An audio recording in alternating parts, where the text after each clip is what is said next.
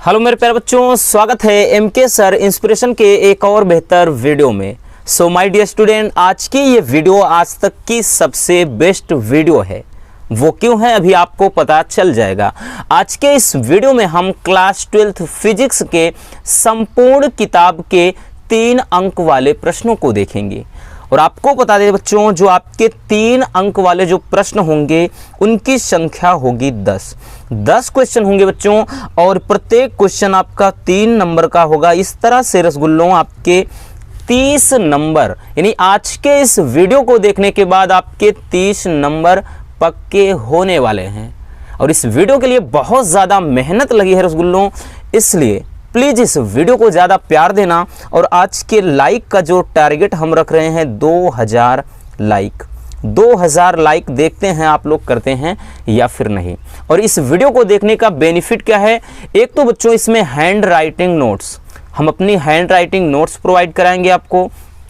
दूसरा, इसमें जितना हो सकता है उतना सरल शब्दों का प्रयोग किया गया है। और तीसरी बात बच्चों की 99% आने के चांसेस हैं इन क्वेश्चन के। आप किसी भी ईयर का कोई क्वेश्चन पेपर उठाइए, कोई भी 2022 में भी जितने 5 से 7 सेट बने थे, कोई ऐसा सेट नहीं जिसमें से आपको क्वेश्चन ना मिले आज के वीडियो से, ठीक है ना।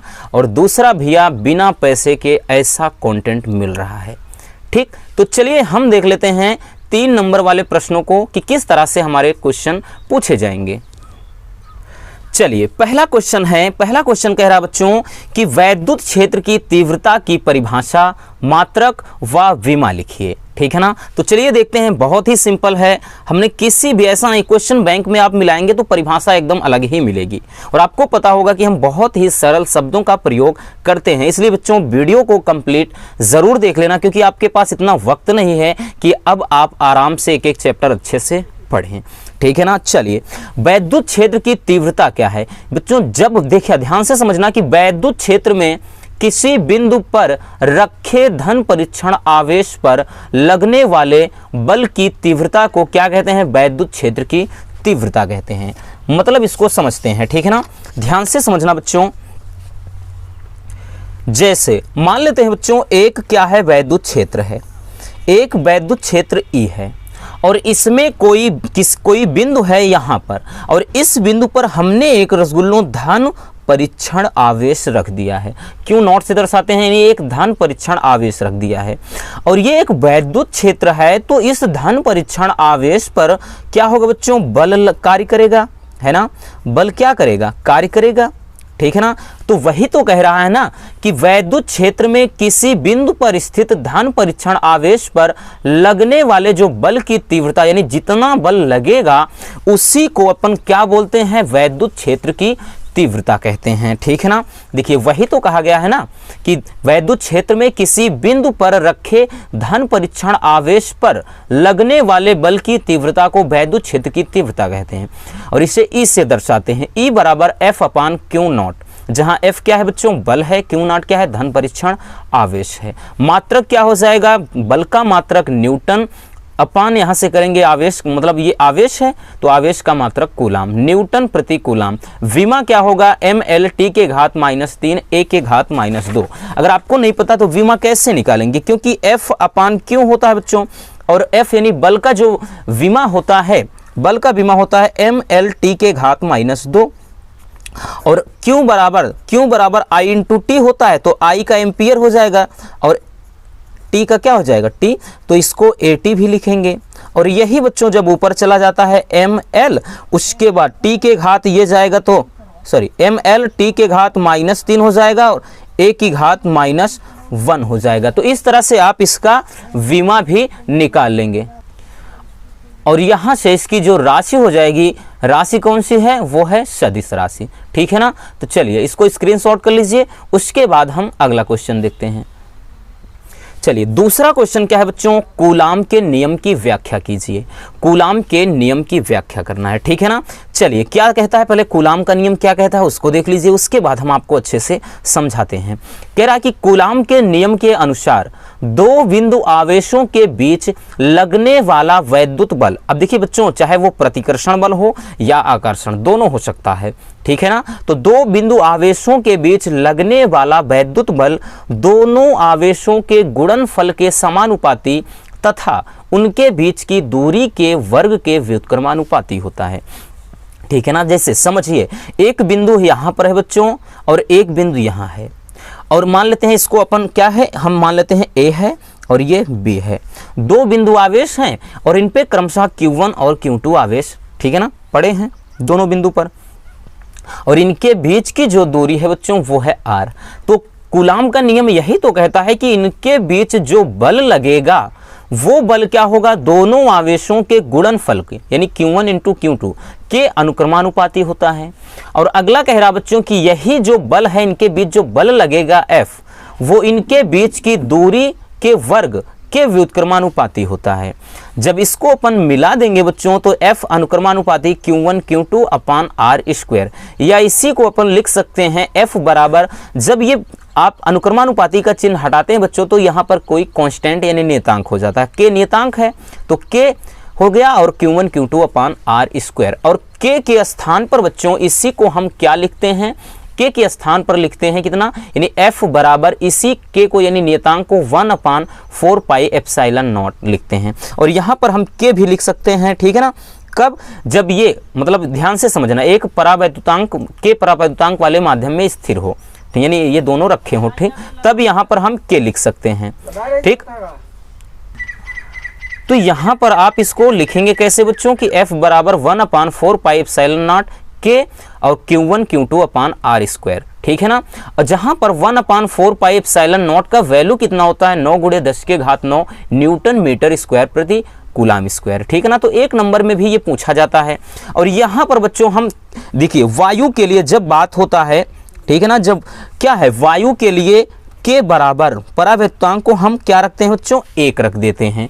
तो K बराबर जब 1 रख देंगे तो यही फार्मूला, ठीक है ना, इसी फार्मूले को जब K बराबर 1 रख देंगे तो इसी फार्मूले को हम लिख सकते हैं F बराबर क्या लिखेंगे बच्चों, 1/4 पाई एप्सिलॉन नॉट, उसके बाद Q1 Q2 अपान R स्क्वायर।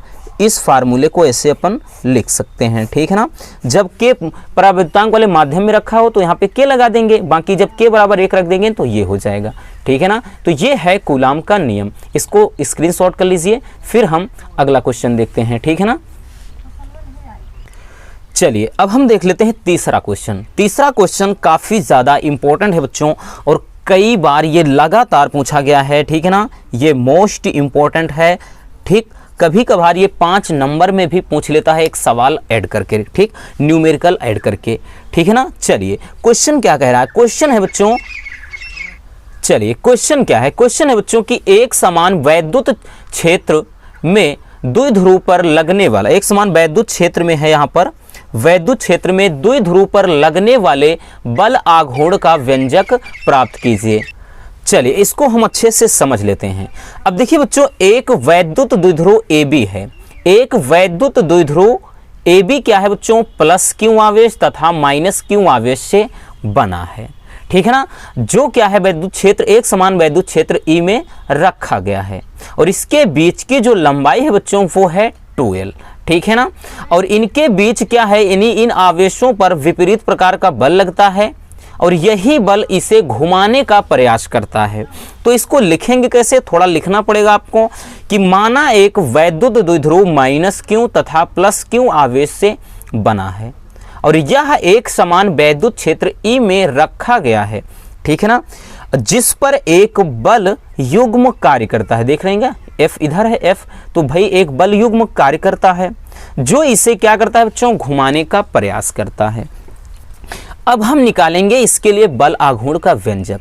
देखिए बल आघूर्ण को निकालने से पहले बच्चों यहाँ पर, ठीक है ना, यानी इनके बीच अगर हम इसको थोड़ा डैश डैश करके बढ़ाएं और इसको यहाँ से तो ये बच्चों यहाँ से आपको एक क्या है, ट्राइंगल यानी एक त्रिभुज दिखाई पड़ रहा होगा। अब ये त्रिभुज बन गया, यहाँ पर कोण बन रहा है, तो त्रिभुज यहाँ से थोड़ा आपको ये समझना पड़ेगा बच्चों, यानी इस वाले भुजा यानी BC का मान हमें निकालना पड़ेगा, ठीक है ना। BC का मान निकालेंगे, लिखेंगे त्रिभुज ABC में, त्रिभुज ABC में ध्यान से समझना बच्चों, साइन थीटा बराबर क्या होता है, लंब बटे कर्ण। लंब क्या है बच्चों, BC, ठीक है ना, BC अपान कर्ण क्या है, ये कर्ण है यानी, और हमें पता है द्विध्रुव के बीच की जो दूरी होती है, ठीक है ना, उसे 2l से दर्शाते हैं, यानी 2l होता है वो। तो यहाँ पर क्या है बच्चों, 2l लिख दीजिए। अब इसको क्या लिख सकते हैं हम लिख सकते हैं बच्चों BC बराबर 2l साइन थीटा, ठीक है ना। तो इसको यहीं पर अब छोड़ देते हैं। अब हम लिखते हैं, क्या लिखते हैं बच्चों, बल आघूर्ण, यानी द्विध्रुव पर लगने वाला बल आघूर्ण। तो बल आघूर्ण को अपन दर्शाते हैं टाउ से, ठीक है ना। बल आघूर्ण बराबर क्या होता है, बल और गुणे यहाँ पर होगा बच्चों लंबवत दूरी, F गुणे यहाँ से लंबवत दूरी, ठीक है ना, लंबवत दूरी हो जाएगा। अब यहाँ से करते क्या है बच्चों, वैल्यू पुट करते हैं। ये टाउ है, टाउ बराबर, ध्यान से समझना बच्चों, एक एक चीज को अच्छे से समझते चलना। F यहाँ पर F है ही बल, और उसके बाद जो लंबवत दूरी, अब लंबवत दूरी बच्चों BC है, और लंबवत दूरी हमने BC यहाँ पर लिखा है, तो यहाँ पर अपन क्या लिख देंगे, BC, ठीक है ना। फिर क्या लिखेंगे, टाउ बराबर लिखेंगे बच्चों इसको F। अब F बराबर क्या लिखा है, F बराबर Q इंटू E। अभी इसके पहला ही क्वेश्चन हमने बताया है ना, जिसमें वैद्युत क्षेत्र की तीव्रता इस E बराबर F अपान Q होता है, तो F बराबर Q इंटू E हो जाएगा। तो यहाँ पर हम लिख देंगे बच्चों इसको टाउ बराबर Q into E, sorry F के स्थान पे, ठीक ना, टाउ बराबर Q इंटू E और गुणे BC का मान कितना है बच्चों, BC का मान है 2l साइन थीटा, ठीक है ना, 2l साइन थीटा। या इसको अपन लिख सकते हैं टाउ बराबर क्या है, इसको थोड़ा अच्छे से इसको हम सजा देते हैं, यानी 2ql, ठीक, 2ql एक स्थान पे कर लें, और उसके बाद E साइन थीटा। अब टाउ बराबर होता है, अब ध्यान से समझना, चूंकि ध्यान से समझना बच्चों, P बराबर यहाँ से P बराबर होता है 2ql। अब P क्या है, वैद्युत द्विध्रुव, ठीक है ना, आघूर्ण है, P बराबर 2ql होता है, ठीक। तो P इसके स्थान पे हम P पुट कर देंगे, यानी P रख देंगे, टाउ बराबर हो जाएगा बच्चों P, और यहाँ पर E है ये साइन थीटा, टाउ बराबर PE साइन थीटा, ठीक है ना। टाउ बराबर क्या हो गया बच्चों, PE साइन थीटा, ठीक। और यही क्या करना था, हमें प्रूफ करना था कि द्विध्रुव पर लगने वाला बल आघूर्ण ज्ञात कीजिए। अगर यदि इसी में पूछ ले कि लंबवत रखा हो तब क्या करेंगे, तो यदि इसी में बच्चों ध्यान से समझना, अगर हम थीटा बराबर 90 डिग्री कर देते हैं, यदि थीटा बराबर इसी में हम 90 अंश रख देंगे, तब क्या हो जाएगा बच्चों, टाउ, ऐसी सिचुएशन में बल आघूर्ण अधिकतम हो जाएगा, तो टाउ मैक्सिमम बराबर हो जाएगा बच्चों, क्या हो जाएगा, P इंटू E हो जाएगा। क्यों, क्योंकि साइन थीटा का मतलब साइन 90 अंश का वैल्यू कितना होता है, 1 होता है, तब हो जाएगा टाउ बराबर PE, ठीक। तो ये रहा बच्चों क्या है, एक समान, ठीक है ना, एक समान वैद्युत क्षेत्र में द्विध्रुव पर लगने वाले बल आघूर्ण का व्यंजक। पहले इतना स्क्रीनशॉट कर लीजिए, एक बार में तो आएगा नहीं स्क्रीन पे, ठीक है ना। चलिए हो गया इतना, उसके बाद आगे नीचे इतना स्क्रीनशॉट कर लीजिए, ठीक है ना। चलिए अब हम देख लेते हैं अगला क्वेश्चन। चलिए अब हम देख लेते हैं बच्चों चौथा क्वेश्चन, और सारे के सारे ध्यान देना बच्चों, जो 3 नंबर वाले क्वेश्चन हैं इसमें अधिकांशतः ये मान के चलिए कि 90% आपके निगमन यानी डेरिवेशन ही होते हैं, ठीक है ना। इसलिए बच्चों इस वीडियो को हल्के में मत लेना, इसे कंप्लीट देख लेना, और जितना हो सके दिन रात रट्टा मारना पड़े, कैसे भी तैयार करना पड़े बच्चों, तैयार कर लीजिए अगर आपको फिजिक्स में अच्छा नंबर लाना है, क्योंकि 30 नंबर कम नहीं होते। 70 में से अगर 30 केवल इसी वीडियो से आपको अगर कहीं ना कहीं मिलते हैं तो ये बहुत बड़ी बात होती है, ठीक है ना, क्योंकि इसी में 5 नंबर वाले क्वेश्चन भी बन जाते हैं और कभी कभार इसी में 2 नंबर वाले क्वेश्चन भी मिले होते हैं। ठीक, चलिए चौथा क्वेश्चन है बच्चों की वैद्युत द्विध्रुव के कारण निरक्षीय स्थिति में किसी बिंदु पर वैद्युत विभव के सूत्र का निगमन। ठीक है ना, चलिए इसको क्या करते हैं अच्छे से समझ लेते हैं।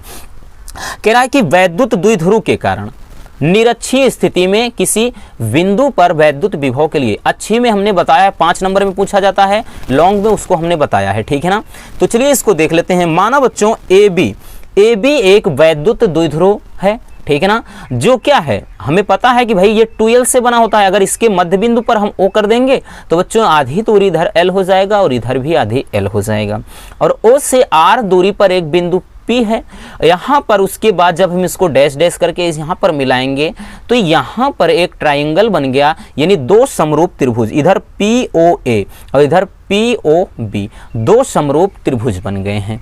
ठीक है ना, इतना बात समझ में आ गया। चलिए अब देख लेते हैं बच्चों लिखना क्या पड़ेगा, थोड़ा से आपको उसको समझिए। माना वैद्युत मतलब जो द्विध्रुव है AB, ठीक है ना, माना वैद्युत द्विध्रुव AB के मध्य बिंदु O से, इसके मध्य बिंदु O से R दूरी पर, यानी R दूरी पर एक बिंदु क्या है बच्चों P है, जहां पर हमें क्या है वैद्युत विभव ज्ञात करना है। ठीक है ना, तो सबसे पहले ध्यान से समझना बच्चों, ये दोनों समरूप त्रिभुज हैं। अब समरूप त्रिभुज हैं, हमें पता है, ध्यान से समझना, जब ऐसे 2 त्रिभुज बन जाएं ऐसे, और इसको हम P मान लिए हैं, इसको O, और यहाँ पे A और ये B है, इसको O, तो अगर हम इस त्रिभुज को बच्चों अलग अलग करेंगे, ध्यान से समझना, इस त्रिभुज को अलग अलग करेंगे और इसके बीच की जो दूरी L है, ठीक है ना, और ये R है, तो ये कितना होगा, पहले इसको ज्ञात करिए, इसको ज्ञात करिए कि ये कितना होगा। हमें पता है, ध्यान से समझना, ठीक है ना, इसको बाद में देखते हैं ये चीज, पहले हम समझ लेते हैं बच्चों कि ये वाली, यानी ये वाली जो दूरी होगी वो कितना होगा। तो हम लिखेंगे, ध्यान से समझना, इसमें लिखेंगे, एक निकाल लीजिए, दोनों समरूप हैं तो एक, अगर भाई जितना मान इसका आएगा उतना मान इसका होगा, तो हम लिखेंगे बच्चों त्रिभुज, त्रिभुज क्या लिखेंगे APO में, ठीक है ना, APO में। यहाँ पे अगर हम ध्यान से समझना पाइथागोरस प्रमेय लगाएंगे तो कर्ण का स्क्वायर बराबर, कर्ण क्या है AP, तो हो जाएगा बच्चों AP, ठीक, का स्क्वायर बराबर, कर्ण का स्क्वायर बराबर क्या होता है लंब का स्क्वायर, लंब क्या है बच्चों R का स्क्वायर, प्लस आधार क्या माना है अपने L का स्क्वायर। ठीक है ना, यानी AP बराबर फिर क्या आ जाएगा, AP बराबर ये रूट हो जाएगा इधर R square plus L square. ठीक है ना, ये AP बराबर, मतलब जो ये मान आ गया, ये मान आया R square plus L square, ये रूट में आ गया। ठीक है ना, अब ये जितना आ गया भाई इधर का वैल्यू, यानी इधर का वैल्यू भी बच्चों R square plus L square आ गया। यहां से हमें एक बात पता चलती है कि जो AP है रसगुल्लों वो BP के बराबर है, यानी AP बराबर, क्योंकि समरूप त्रिभुज है तो समरूप है तो भाई इसमें समान रूप होगा, यानी जो जितना आधार इसका है इतना इसका भी रहेगा, ये वाली भुजा इस वाले भुजे के बराबर होगी। ठीक है ना, तो समरूप में सभी चीजें बराबर होती हैं। ठीक, तो यहां पर अब करेंगे क्या, ठीक ना, ये तो हमें निकालना था, वैसे नहीं भी निकालते कोई दिक्कत नहीं था, इसमें इसकी कोई जरूरत नहीं है। अब देखिए बच्चों क्या करेंगे, ध्यान से समझना, हम निकालेंगे इस बिंदु पर विभव, तो प्लस क्यू के मतलब सॉरी इसके कारण इस पर विभव निकालेंगे, प्लस क्यू के कारण बिंदु P पर विभव निकालेंगे, तो V1 बराबर 1/4 पाई एप्सिलॉन नॉट के, तो Q अपान R होता है। ठीक, R का मतलब ये वाला R नहीं, ये तो R दूरी पर बिंदु P है, तो यानी यहाँ पर इसके लिए निकाल रहे हैं तो ये चीज। ठीक है ना, यहाँ पर देखिए हमने लिख दिया है, ठीक, BP, R की जगह BP। इसी तरह बच्चों अपन क्या करेंगे कि यहाँ पर हम लिखेंगे कि माइनस Q के कारण बिंदु P पर विभव, अब माइनस के कारण निकालेंगे तो V2 बराबर 1/4 पाई एप्सिलॉन नॉट के, और माइनस Q अपान AP हो जाएगा भाई, क्योंकि माइनस आवेश है तो विभव भी यहाँ पर माइनस हो जाएगा, ऋणात्मक। अब निकालेंगे बच्चों बिंदु P पर परिणामी विभव। अब यहाँ पर परिणामी विभव जब निकालेंगे तो ध्यान से समझना, हम लिखेंगे क्या बच्चों, V बराबर, V1 का मान पूरा लिख दीजिए 1/4 पाई एप्सिलॉन नॉट के, और उसके बाद Q अपान BP। ठीक है ना। फिर माइनस, माइनस क्योंकि ये माइनस था तो ये माइनस हो जाएगा यहाँ पर, माइनस इसका मान क्या लिखेंगे 4 पाई एप्सिलॉन नॉट, ठीक है ना, यहाँ पर क्यू अपान एपी हो जाएगा, ठीक है ना बच्चों ये। लेकिन एक चीज़ अभी हमने ये चीज़ देखा समरूप त्रिभुज में दोनों, ठीक है ना, यानी एपी बराबर बीपी, एपी जो बराबर होगा बच्चों यहाँ से एपी, एपी ये जो बराबर है किसके बीपी के, इसका भी वैल्यू इतना ही आया है। तो यहाँ से ये क्या हो जाएगा बच्चों, हम एपी के स्थान पर वीपी लिख सकते हैं। तो इसको लिखेंगे v बराबर 1/4 पाई एप्सिलॉन नॉट, ठीक है ना, 1/, इसमें भी के लिख दीजिए एप्सिलॉन नॉट के, और उसके बाद क्यू अपान क्या हो जाएगा बच्चों बीपी, और ये भी हो जाएगा 1/4 पाई एप्सिलॉन नॉट के, और उसके बाद क्यू अपान, अभी हमने बताया ना कि भाई हम एपी के स्थान पर भी बीपी लिख सकते हैं, तो ये हो जाएगा बीपी, ठीक। अब आप एक चीज़ देखिए बच्चों, ये जो पूरा वैल्यू है इस वैल्यू के बराबर है, तो ये पूरा का पूरा इससे कट जाएगा, ठीक है ना, कट जाएगा। तो v बराबर क्या आएगा बच्चों, v बराबर आ जाएगा 0, ठीक। तो यहाँ से हमें क्या निकलता है डेरिवेशन में कि यहाँ से कि वैद्युत द्विध्रुव के कारण निरक्षीय स्थिति में किसी बिंदु पर वैद्युत विभव जो होता है वो क्या होता है बच्चों, वो होता है 0, ठीक है ना। तो इस तरह से आप इसको बहुत ही सिंपल तरीके से सॉल्व कर सकते हैं। चलिए आधा पहले इतना स्क्रीनशॉट करिए, ठीक है ना, हो गया। चलिए उसके बाद यहाँ से करना है, इतना कर लीजिए, फिर ये चीज़, ठीक है ना। इसको आप अच्छे से बिना अगर लिखते नहीं है, मान के चलिए अगर आप इसको बिना लिखे ऐसे रट्टा मारेंगे तो कभी तैयार नहीं होगा, ये मान के चलिए। मेहनत करना पड़ेगा, जब 4-5 घंटे मेहनत करके हम लिख सकते हैं आपके लिए वीडियो बनाने के लिए, तो आपको तो मेहनत करना ही पड़ेगा, ठीक है ना। चलिए अब हम देख लेते हैं अगला क्वेश्चन। चलिए अब हम देख लेते हैं बच्चों क्वेश्चन नंबर 5। क्वेश्चन नंबर जो 5 ये भी अपने आप में एक बहुत ही शानदार क्वेश्चन है। कह रहा है बच्चों कि सिद्ध कीजिए कि आवेशित संधारित्र की स्थितिज ऊर्जा U बराबर 1/2 CV² होती है। सारे के सारे क्वेश्चन बच्चों आए हुए क्वेश्चन है, इसीलिए बोल रहे हैं वीडियो को पूरा ज़रूर देख लेना, बीच से मत भागना, नहीं तो भाई फिजिक्स का पेपर आपको बर्बाद कर देगा, ठीक है ना। चलिए बच्चों इसको पहले समझ लेते हैं, ठीक है। एक ग्राफ यहाँ पर हमें देखिए पता है बच्चों, ये x अक्ष है, ये y है, तो x अक्ष y अक्ष है ना, ठीक है ना, दूसरों को मतलब एक दूसरे को ओवरलैपिंग कर रहे हैं। यहाँ पर x अक्ष ये है, ये y अक्ष, जहाँ पर मिलते हैं इस बिंदु को हम O मान लेते हैं। अब यहाँ पर ये चीज है बच्चों कि यहाँ ये दर्शाता है, जो y अक्ष है ये आवेश को दर्शा रहा है, और जो इधर है x अक्ष ये है विभव को दर्शा रहा है। हमें पता है बच्चों अगर हम विभवांतर अगर हम क्या है आवेश मतलब ज़्यादा देंगे, ठीक है ना, कोई संधारित्र है उसको हम आवेश ज़्यादा दे रहे हैं यानी आवेश का मान बढ़ाएंगे, तो इधर विभवांतर में भी वृद्धि होगी, और ये इधर बढ़ेगा और ये इधर, और इनके मध्य बिंदु यानी O से अगर हम एक रेखा खींचें तो ये एक ढलान बन जाएगा बच्चों, ठीक है ना, एक ढाल, ठीक। और यहाँ से अगर हम इसको मिलाते हैं, एक लंब खींच दे इस पे, तो AB बन जाता है, ठीक। ये फिगर समझ में आ गया बच्चों। कुछ नहीं करना है, x अक्ष है, y अक्ष है, इधर y अक्ष क्या है आवेश को दर्शा रहा है, और इधर विभव को। आवेश अगर ज़्यादा दे मतलब अगर हम संधारित्र को आवेश देंगे तो विभव में वृद्धि होगी, यानी विभवांतर V क्या है बढ़ेगा इधर, ठीक। और इसके बीच से अगर हम एक सरल रेखा इसी तरह से अगर हम खींच देते हैं एक ढलान, तो ये क्या होता है एक सरल रेखा में बन जाता है।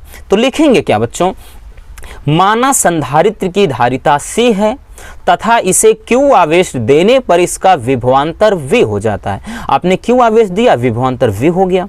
अतः V तथा Q के बीच खींचा गया ग्राफ, V और Q के बीच में बच्चों ये जो ग्राफ खींचा है ये एक सरल रेखा में होगा। आप देख रहे हैं एक सरल रेखा में है ना भाई, ऐसा इधर टेढ़ी मेढ़ी तो है नहीं, एक सरल रेखा में है। और इसके बाद बच्चों हमने क्या किया, इस पर AB एक लंब खींच दिया। अब एक ये ट्रायंगल यानी एक त्रिभुज बन गया। अब संचित स्थितिज ऊर्जा, देखिए संधारित्र को जो दी गई ऊर्जा होती है बच्चों वही स्थितिज ऊर्जा के रूप में निहित हो जाती है।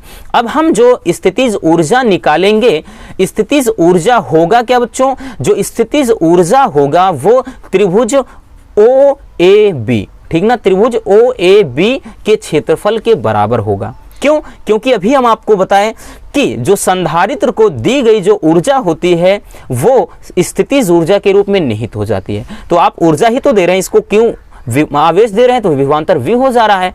तो यहां से लाइन खींच देंगे तो एक त्रिभुज बन गया बच्चों। अब इस त्रिभुज में क्या करेंगे, हम वैद्युत स्थितिज ऊर्जा निकालेंगे U बराबर, अब जो ऊर्जा होगी यानी इसी त्रिभुज के क्षेत्रफल के बराबर होगी। तो यहां से करेंगे क्या बच्चों, देखिए अब होता है वैद्युत स्थितिज ऊर्जा U बराबर होता है 1/2 आधार गुणे ऊंचाई। ठीक, त्रिभुज का क्षेत्रफल क्या होता है बच्चों, 1/2 आधार गुणे ऊंचाई। अब देखिए यहां पर क्या है, आधार क्या है, 1/2 आधार का मतलब बच्चों V है, और ऊंचाई क्या है, ऊंचाई यहां पर जो है वो भाई ये चीज लाइन है तो इधर है, तो यानी क्यों है, तो आधार गुणे ऊंचाई है, तो आधार क्या है बच्चों V है, ऊंचाई क्यों है, तो U बराबर हो जाएगा 1/2 V इंटू क्यू, या इसी को U बराबर 1/2 Q इंटू V लिख सकते हैं। अब ध्यान से समझना, Q बराबर क्या होता है, Q बराबर होता है C इंटू V। इसलिए बच्चों क्या हो जाएगा, इसलिए U बराबर 1/2 CV, क्योंकि Q के स्थान पर हम रख देंगे बच्चों C इंटू V, है ना। Q बराबर C इंटू V होता है फार्मूला, तो Q के स्थान पे CV रख देंगे और एक V ऑलरेडी है पहले से, तो ये हो जाएगा बच्चों U बराबर 1/2 CV स्क्वायर, क्योंकि V है तो V स्क्वायर हो जाएगा। और यही हमें प्रूफ करना था, ठीक है ना, यही क्या करना था बच्चों। देखिए इसमें क्वेश्चन में आप देख रहे होंगे कि सिद्ध कीजिए कि स्थितिज ऊर्जा है 1/2 CV स्क्वायर होती है, ये प्रूफ करना है। ठीक, चलिए स्क्रीनशॉट कर लीजिए पहले इसको, ठीक है ना, इतना हो गया, उसके बाद आगे इतना कर लीजिए। ठीक, तो इस तरह से बच्चों हम स्थितिज ऊर्जा के लिए व्यंजक निकाल सकते हैं बहुत ही सिंपल तरीके से। चलिए रसगुल्लों, अब हम देख लेते हैं अगला क्वेश्चन। चलिए अब हम देख लेते हैं बच्चों क्वेश्चन नंबर 6 को। क्वेश्चन नंबर जो 6 है, ये क्वेश्चन तो पिछले क्वेश्चन से भी कई गुना इंपॉर्टेंट है, ठीक है ना, मोस्ट इंपॉर्टेंट है बच्चों, और अब की साल भी पूछा गया था, अब की साल क्या लगभग हर साल पूछा जाता है, ठीक है ना। इतने सेट बनते हैं तो किसी ना किसी सेट में तो इसको फेंक ही देगा। ठीक, कह रहा है कि सिद्ध कीजिए कि एकांक आयतन में किसी समांतर प्लेट संधारित्र में जो संचित ऊर्जा होती है बच्चों 1/2 एप्सिलॉन नॉट E स्क्वायर होती है, ठीक है ना, ये आपको प्रूफ करना है। सबसे पहले हम पता कर लेते हैं बच्चों ऊर्जा घनत्व तो कहते किसे हैं। ये जो संधारित्र में संचित ऊर्जा है यानी ये ऊर्जा घनत्व के बराबर होता है, ठीक है ना, इसी को U से दर्शाते हैं, और U बराबर इतना आपको प्रूफ करना है। देखिए ऊर्जा घनत्व तो कहते किसे बच्चों, सबसे पहले हम इसकी परिभाषा देखते हैं। आवेशित संधारित्र की प्लेटों के बीच प्रति एकांक आयतन में संचित स्थितिज ऊर्जा को ऊर्जा घनत्व कहते हैं। एक बार फिर से समझिए, कह रहा है कि कोई आवेशित संधारित्र की प्लेट है और आवेशित संधारित्र की प्लेटों के बीच प्रति एकांक, ठीक है ना, प्रति एकांक आयतन में संचित स्थितिज ऊर्जा को ऊर्जा घनत्व कहते हैं। यानी फार्मूले से समझिए, U बराबर क्या हो जाएगा बच्चों, आवेशित संधारित्र की कुल ऊर्जा, वही तो कह रहा है ना, संचित स्थितिज ऊर्जा, और अपान क्या है, संधारित्र की प्लेटों द्वारा घेरा गया क्षेत्रफल कहा ना है, एकांक आयतन कहा है, ठीक, मतलब क्षेत्रफल नहीं आयतन लिखेंगे तो एकांक आयतन है। यही फार्मूले से ही तो परिभाषा बना है, ठीक है ना। ऊर्जा घनत्व तो U बराबर क्या होगा, आवेशित संधारित्र की कुल ऊर्जा अपान संधारित्र की प्लेटों द्वारा घेरा गया क्षेत्रफल। अब इसमें समझते हैं बच्चों, ध्यान से समझना, U बराबर 1/2 CV स्क्वायर किसके बराबर होता है, आवेशित संधारित्र की कुल ऊर्जा। अभी आपने डेरिवेशन में देखा आवेशित संधारित्र की जो कुल यहाँ पर संचित स्थितिज ऊर्जा है, और इसके लिए अभी आपने निगमन देखा 1/2 CV स्क्वायर। तो ये बच्चों हो गया संधारित्र में स्थित मतलब संचित स्थितिज ऊर्जा, और नीचे क्या है, आयतन बराबर क्या होता है, क्षेत्रफल गुणे प्लेटों के बीच की दूरी, ठीक है ना। तो U बराबर बच्चों 1/2। अब C बराबर, ये आपने पढ़ा होगा बच्चों, समांतर प्लेट संधारित्र की धारिता, ठीक है ना, यहां पर लिखना चाहेंगे आप, हम लिख दे रहे हैं, चूंकि समांतर प्लेट संधारित्र की धारिता बच्चों C बराबर क्या होता है, A into epsilon not upon D, ठीक है ना। 5 नंबर में ये पूछा जाता है, इसका जो डेरिवेशन है निगमन है, हमने करवाया भी है, आपने देखा होगा वीडियो। तो ये होता है बच्चों C बराबर A epsilon not upon D, किसके लिए, संधारित्र की मतलब संधारित्र में संचित ऊर्जा, ठीक, यानी C बराबर संधारित्र की धारिता C बराबर A epsilon not upon D होता है। तो वही चीज बच्चों हम 1/2 C के स्थान पर पुट कर दिए A into epsilon not upon D, और यहाँ पर है V स्क्वायर और नीचे क्या है A इंटू D है। तो A से एक कट गया बच्चों, ये चला जाएगा, इसके साथ स्क्वायर हो जाएगा। तो इसको अपन कैसे लिख देंगे बच्चों, U बराबर 1/2 एप्सिलॉन नॉट और V है V स्क्वायर और ये D और D है बच्चों D स्क्वायर हो गया। अब चूंकि समांतर प्लेट जो संधारित्र की प्लेटों के बीच वैद्युत क्षेत्र की तीव्रता E बराबर होता है बच्चों V अपान D, ठीक है ना। V अपान D, V क्या है, आयतन है, D क्या है, प्लेटों के बीच की दूरी। तो आयतन यहाँ V बराबर हो जाएगा E इंटू डी, यहाँ से V बराबर E इंटू डी। अब V के स्थान पर बच्चों हम ये वैल्यू पुट कर देंगे। ध्यान से समझना, जब हम U बराबर 1/2 epsilon not E square into D square हो जाएगा। क्यों, क्योंकि V के स्थान पे E इंटू डी रखेंगे। तो V का स्क्वायर है तो E का स्क्वायर हो गया और अपान D का स्क्वायर भी हो गया, अपान ये D स्क्वायर नीचे, इसको काट दिए अपन। तो आया क्या आया बच्चों, तो U बराबर 1/2 एप्सिलॉन नॉट और यहाँ पर E स्क्वायर बचा है, ठीक है ना। तो ये हो जाएगा इसका डेरिवेशन। देखिए बच्चों, समय को देखते हुए हमने इसको तैयार किया है, ठीक। चाहते तो हम साथ में इसको हल कराते चलते, लेकिन हमारी कोशिश यही थी कि हम एक पीडीएफ भी आपको अच्छे से दे सकें। परेशान मत रहिए, इसकी पीडीएफ भी आपको मिल जाएगी। अभी हम वीडियो के एंड में बताएंगे कि कैसे आपको पीडीएफ मिलेगी। तो चलिए इसको पहले स्क्रीनशॉट कर लीजिए, क्योंकि समझना जरूरी है। पीडीएफ में देखने से कोई मतलब नहीं, समझ में आना चाहिए, ठीक। चलिए इतना स्क्रीनशॉट हो गया, उसके बाद आगे इतना कर लीजिए, ठीक है ना। चलिए अब हम देख लेते हैं बच्चों अगला क्वेश्चन। चलिए 7वां क्वेश्चन क्या कह रहा है बच्चों, देखिए ये एक टेक्निकल क्वेश्चन है, क्योंकि 2 से 3 टेक्निकल क्वेश्चन भी आपका देता है। जैसे हमने अभी कल मॉडल पेपर जब फिजिक्स का बताया था उसमें आपको बताया भी था, ठीक है ना। क्वेश्चन देखिए क्या कह रहा है। देखिए जब पेपर बहुत ज़्यादा टफ होता है तभी बच्चों इस तरह के क्वेश्चन आते हैं, इसीलिए हमने इनको भी पिक कर लिया है। ये कई साल लगातार पूछा गया, इसलिए ये और आगे क्वेश्चन है वो दोनों क्वेश्चन बार बार पूछे जाते हैं, ठीक है ना। तो इसीलिए हमने इसको उठा लिया। कह रहा कि एक तार की जो लंबाई है बच्चों खींचकर 3 गुनी कर दी जाए तो नियत विभवांतर पर तार के प्रतिरोध, प्रतिरोधकता और अनुगमन वेग पर क्या प्रभाव पड़ेगा। ये 3 चीज आपको ज्ञात करना है बच्चों और 3 नंबर मिलेंगे। चलिए पहले हम समझ लेते हैं बच्चों कि अगर हम तार की लंबाई खींचकर 3 गुना कर देते हैं तो प्रतिरोध कितना हो जाएगा। हमने एक चीज बताया था बच्चों, जब 1 नंबर वाला क्वेश्चन और 2 नंबर वाले क्वेश्चन की सीरीज जब लाए थे हम, तो उसमें हमने एक चीज बताया था कि जब भी गुना गुनी वाला कोई चीज दिया हो और प्रतिरोध पूछे, तो यहां पर हमने एक चीज बताया था कि नया प्रतिरोध R डैश, इसको मान लीजिए नया प्रतिरोध बराबर होता है N स्क्वायर गुणे पुराना प्रतिरोध यानी R।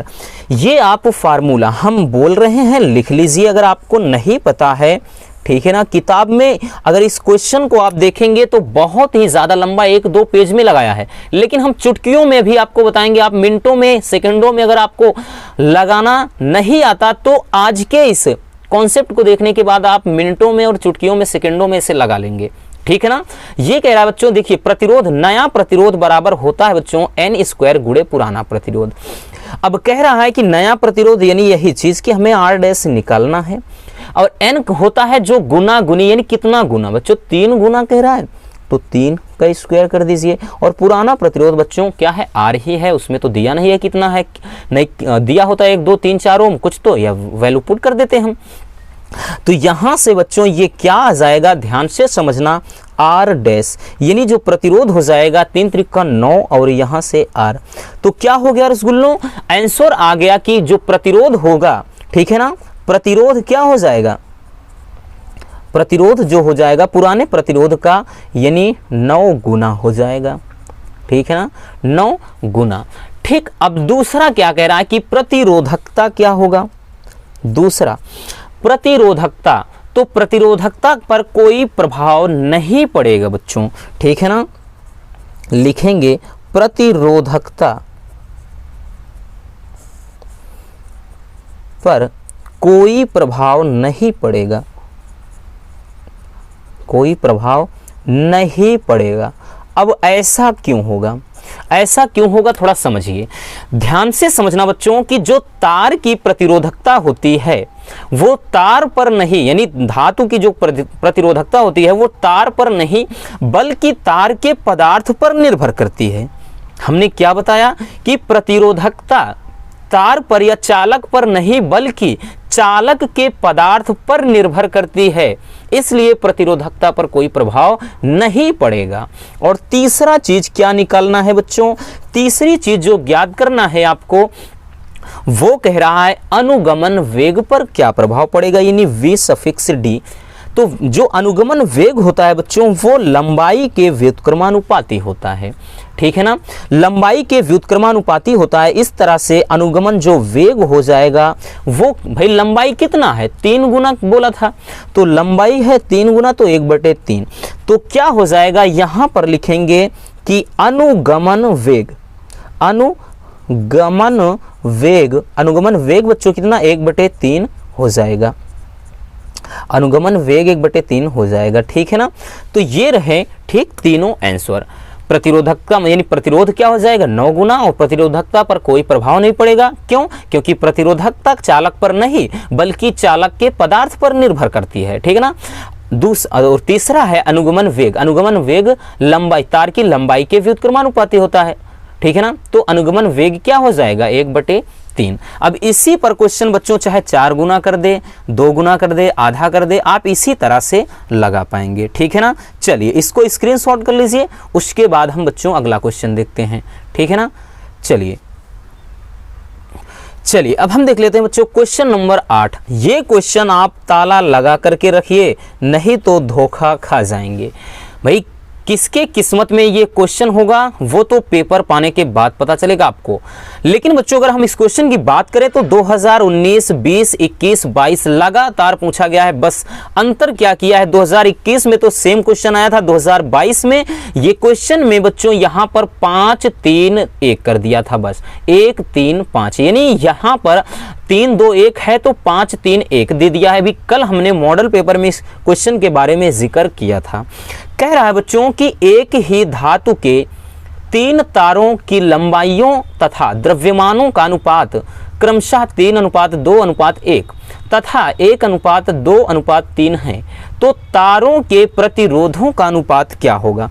मतलब बच्चों इसमें जो रेशियो दिया है किसके, लंबाइयों का, सबसे पहले यहाँ से L1:L2 अनुपात L3, ठीक है ना बच्चों, ये दिया है इनका रेशियो। इनका जो रेशियो दिया है वो दिया है 3, ठीक, रेशियो 2 रेशियो यहाँ से 1, मतलब 3:1:2 दिया है, ठीक है ना, 2:1 दिया है। अब देखिए बच्चों कह रहा है कि इनके द्रव्यमानों का, यानी इनके द्रव्यमानों का भी, ठीक है ना, द्रव्यमानों का M1:M2:M3, इनके द्रव्यमानों का भी अनुपात दे रखा है। कितना दिया है बच्चों 1:2:3। तो कह रहा है कि इनके तारों के प्रतिरोधों का अनुपात, यानी R1:R2:R3 पूछ रहा है, ठीक है ना।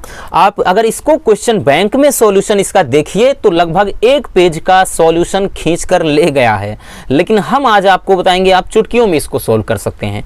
देखिए बच्चों जो प्रतिरोध होता है, प्रतिरोध जो होता है रसगुल्लों ध्यान से समझना, प्रतिरोध जो होता है वो तार की लंबाई के वर्ग और द्रव्यमान, ठीक है ना, यानी इनके अनुक्रमानुपाती होता है, ठीक है ना। ये R जो होता है L²/M के अनुक्रमानुपाती होता है। बस इतना याद रखने की जरूरत है आपको, इतना याद रखिए और कुछ मत याद रखिए।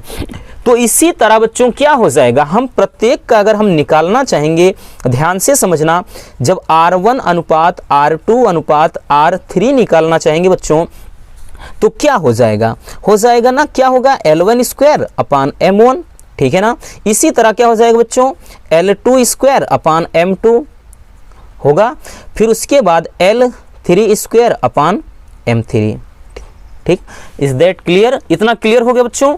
चलिए अब उसके बाद करते क्या है, वैल्यू पुट कर दीजिए, ठीक है ना। वैल्यू हम यहां से पुट कर देते हैं, ठीक, ध्यान से समझना। इसमें अगर हम वैल्यू रख देंगे बच्चों L1, L क्या है, L बोले तो 3, तो 3 का स्क्वायर बटे m का मान कितना है 1, m1 का।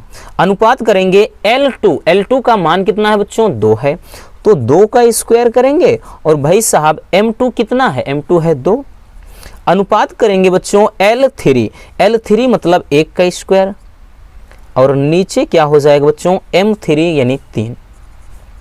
तो ये जो अनुपात निकल कर आया, अनुपात क्या निकल कर आया, यहां पर हो गया बच्चों 9/1 अनुपात, यहां से 4/2 हो गया अनुपात और 1/3।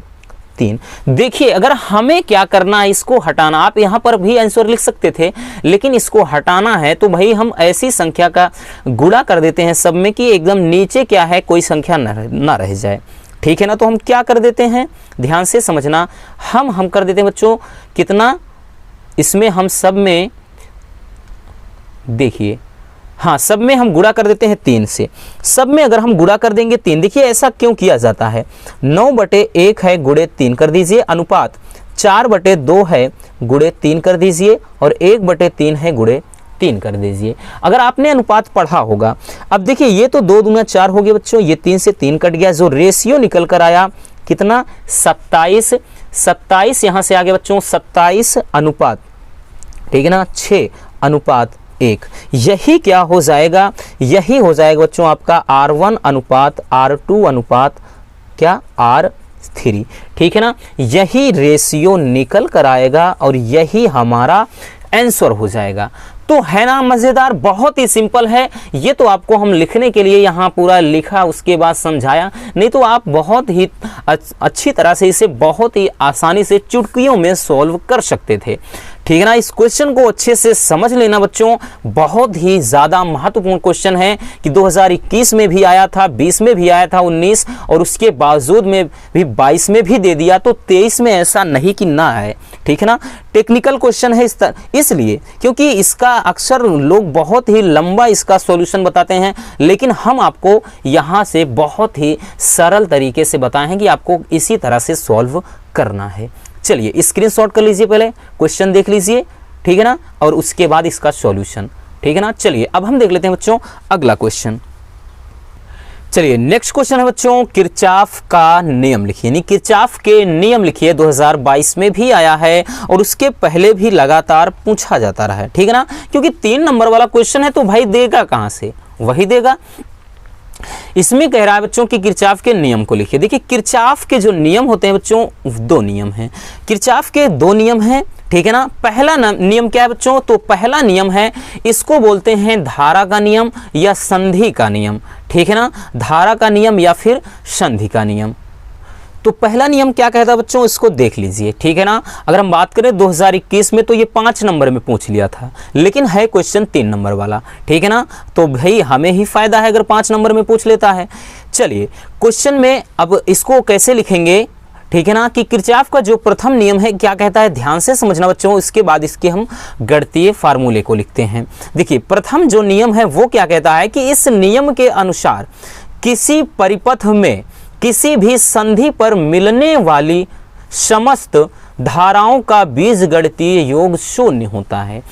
मतलब ये क्या कह रहा है, इस नियम के अगर हम अनुसार चलेंगे बच्चों तो ये बोल रहा है कि किसी भी संधि पर, अब देखिए ये क्या है, कोई संधि है बिंदु O पर, ठीक है ना, बिंदु O पर कोई संधि है और इस पे जितनी भी धाराएं मिल रही हैं, ठीक है ना, इस बिंदु पर जितनी, देखिए 2 यहाँ पर धारा अंदर की ओर जा रही है, बाकी सब बाहर। तो किसी भी परिपथ में, ये कोई परिपथ है बच्चों, इस परिपथ में किसी बिंदु पर मिलने वाली कह रहा है समस्त धाराओं का, समस्त धारा बोले तो बच्चों I, ठीक है ना, समस्त धाराओं का बीजगणितीय योग जब बोलता है तो हम लिखते हैं बच्चों, क्या लिखते हैं, सिग्मा। समस्त धाराओं का जो बीजगणितीय योग होता है वो क्या होता है, 0 होता है। यही किरचॉफ का नियम कहता है। या फिर इसी को ऐसे लिखते हैं बच्चों कि संधि का जो प्रथम नियम क्या है कि किसी संधि पर आने वाली धाराओं का योग क्या है, जाने वाली धाराओं के योग के बराबर होता है।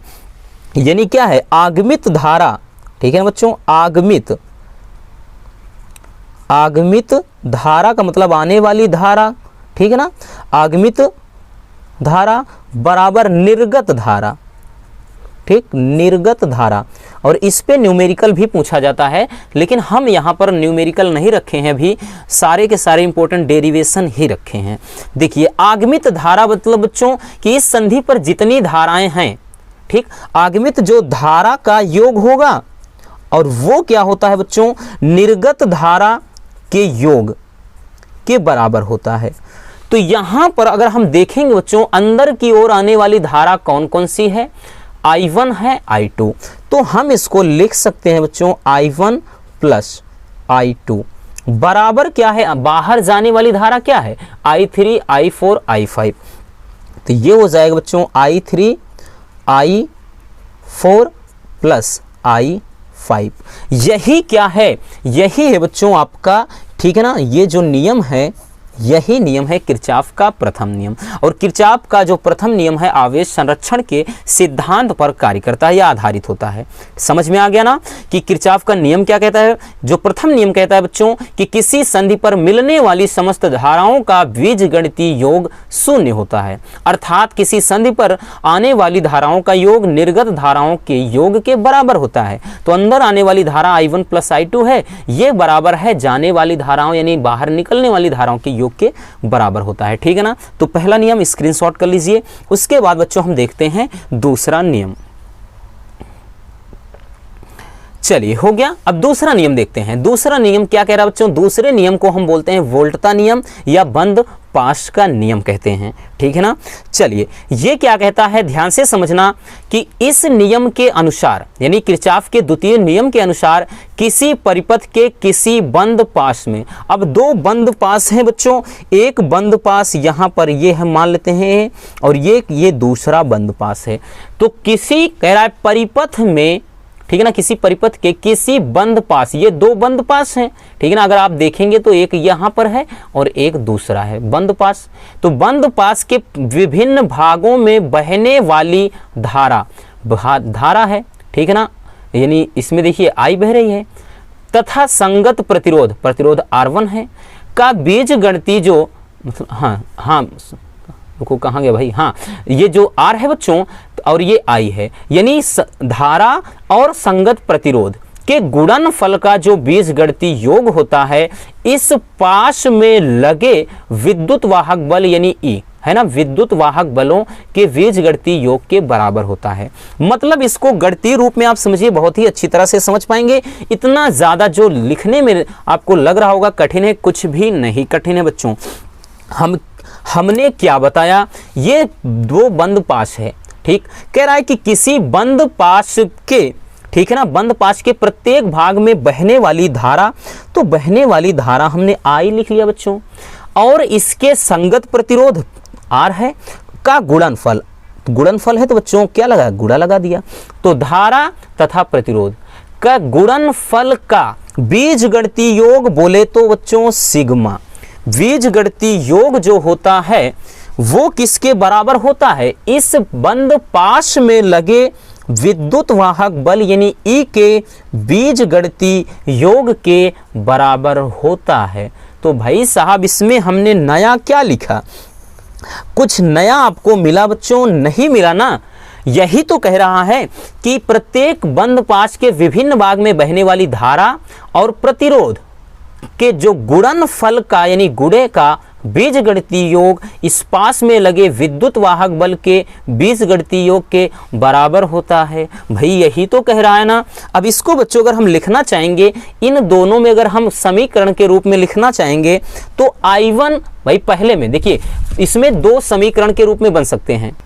ठीक है ना, कैसे देखिए इसमें क्या है बच्चों, अगर हम बंद यहां से लिखेंगे, ठीक है ना, पहले पाश में, ठीक है ना, पहले पास में अगर हम लिखना चाहेंगे बच्चों तो पहले पास में क्या है, ध्यान से समझना, धारा I1 है इसलिए बच्चों हो गया I1, गुणे क्या है R1 है तो R1 हो गया।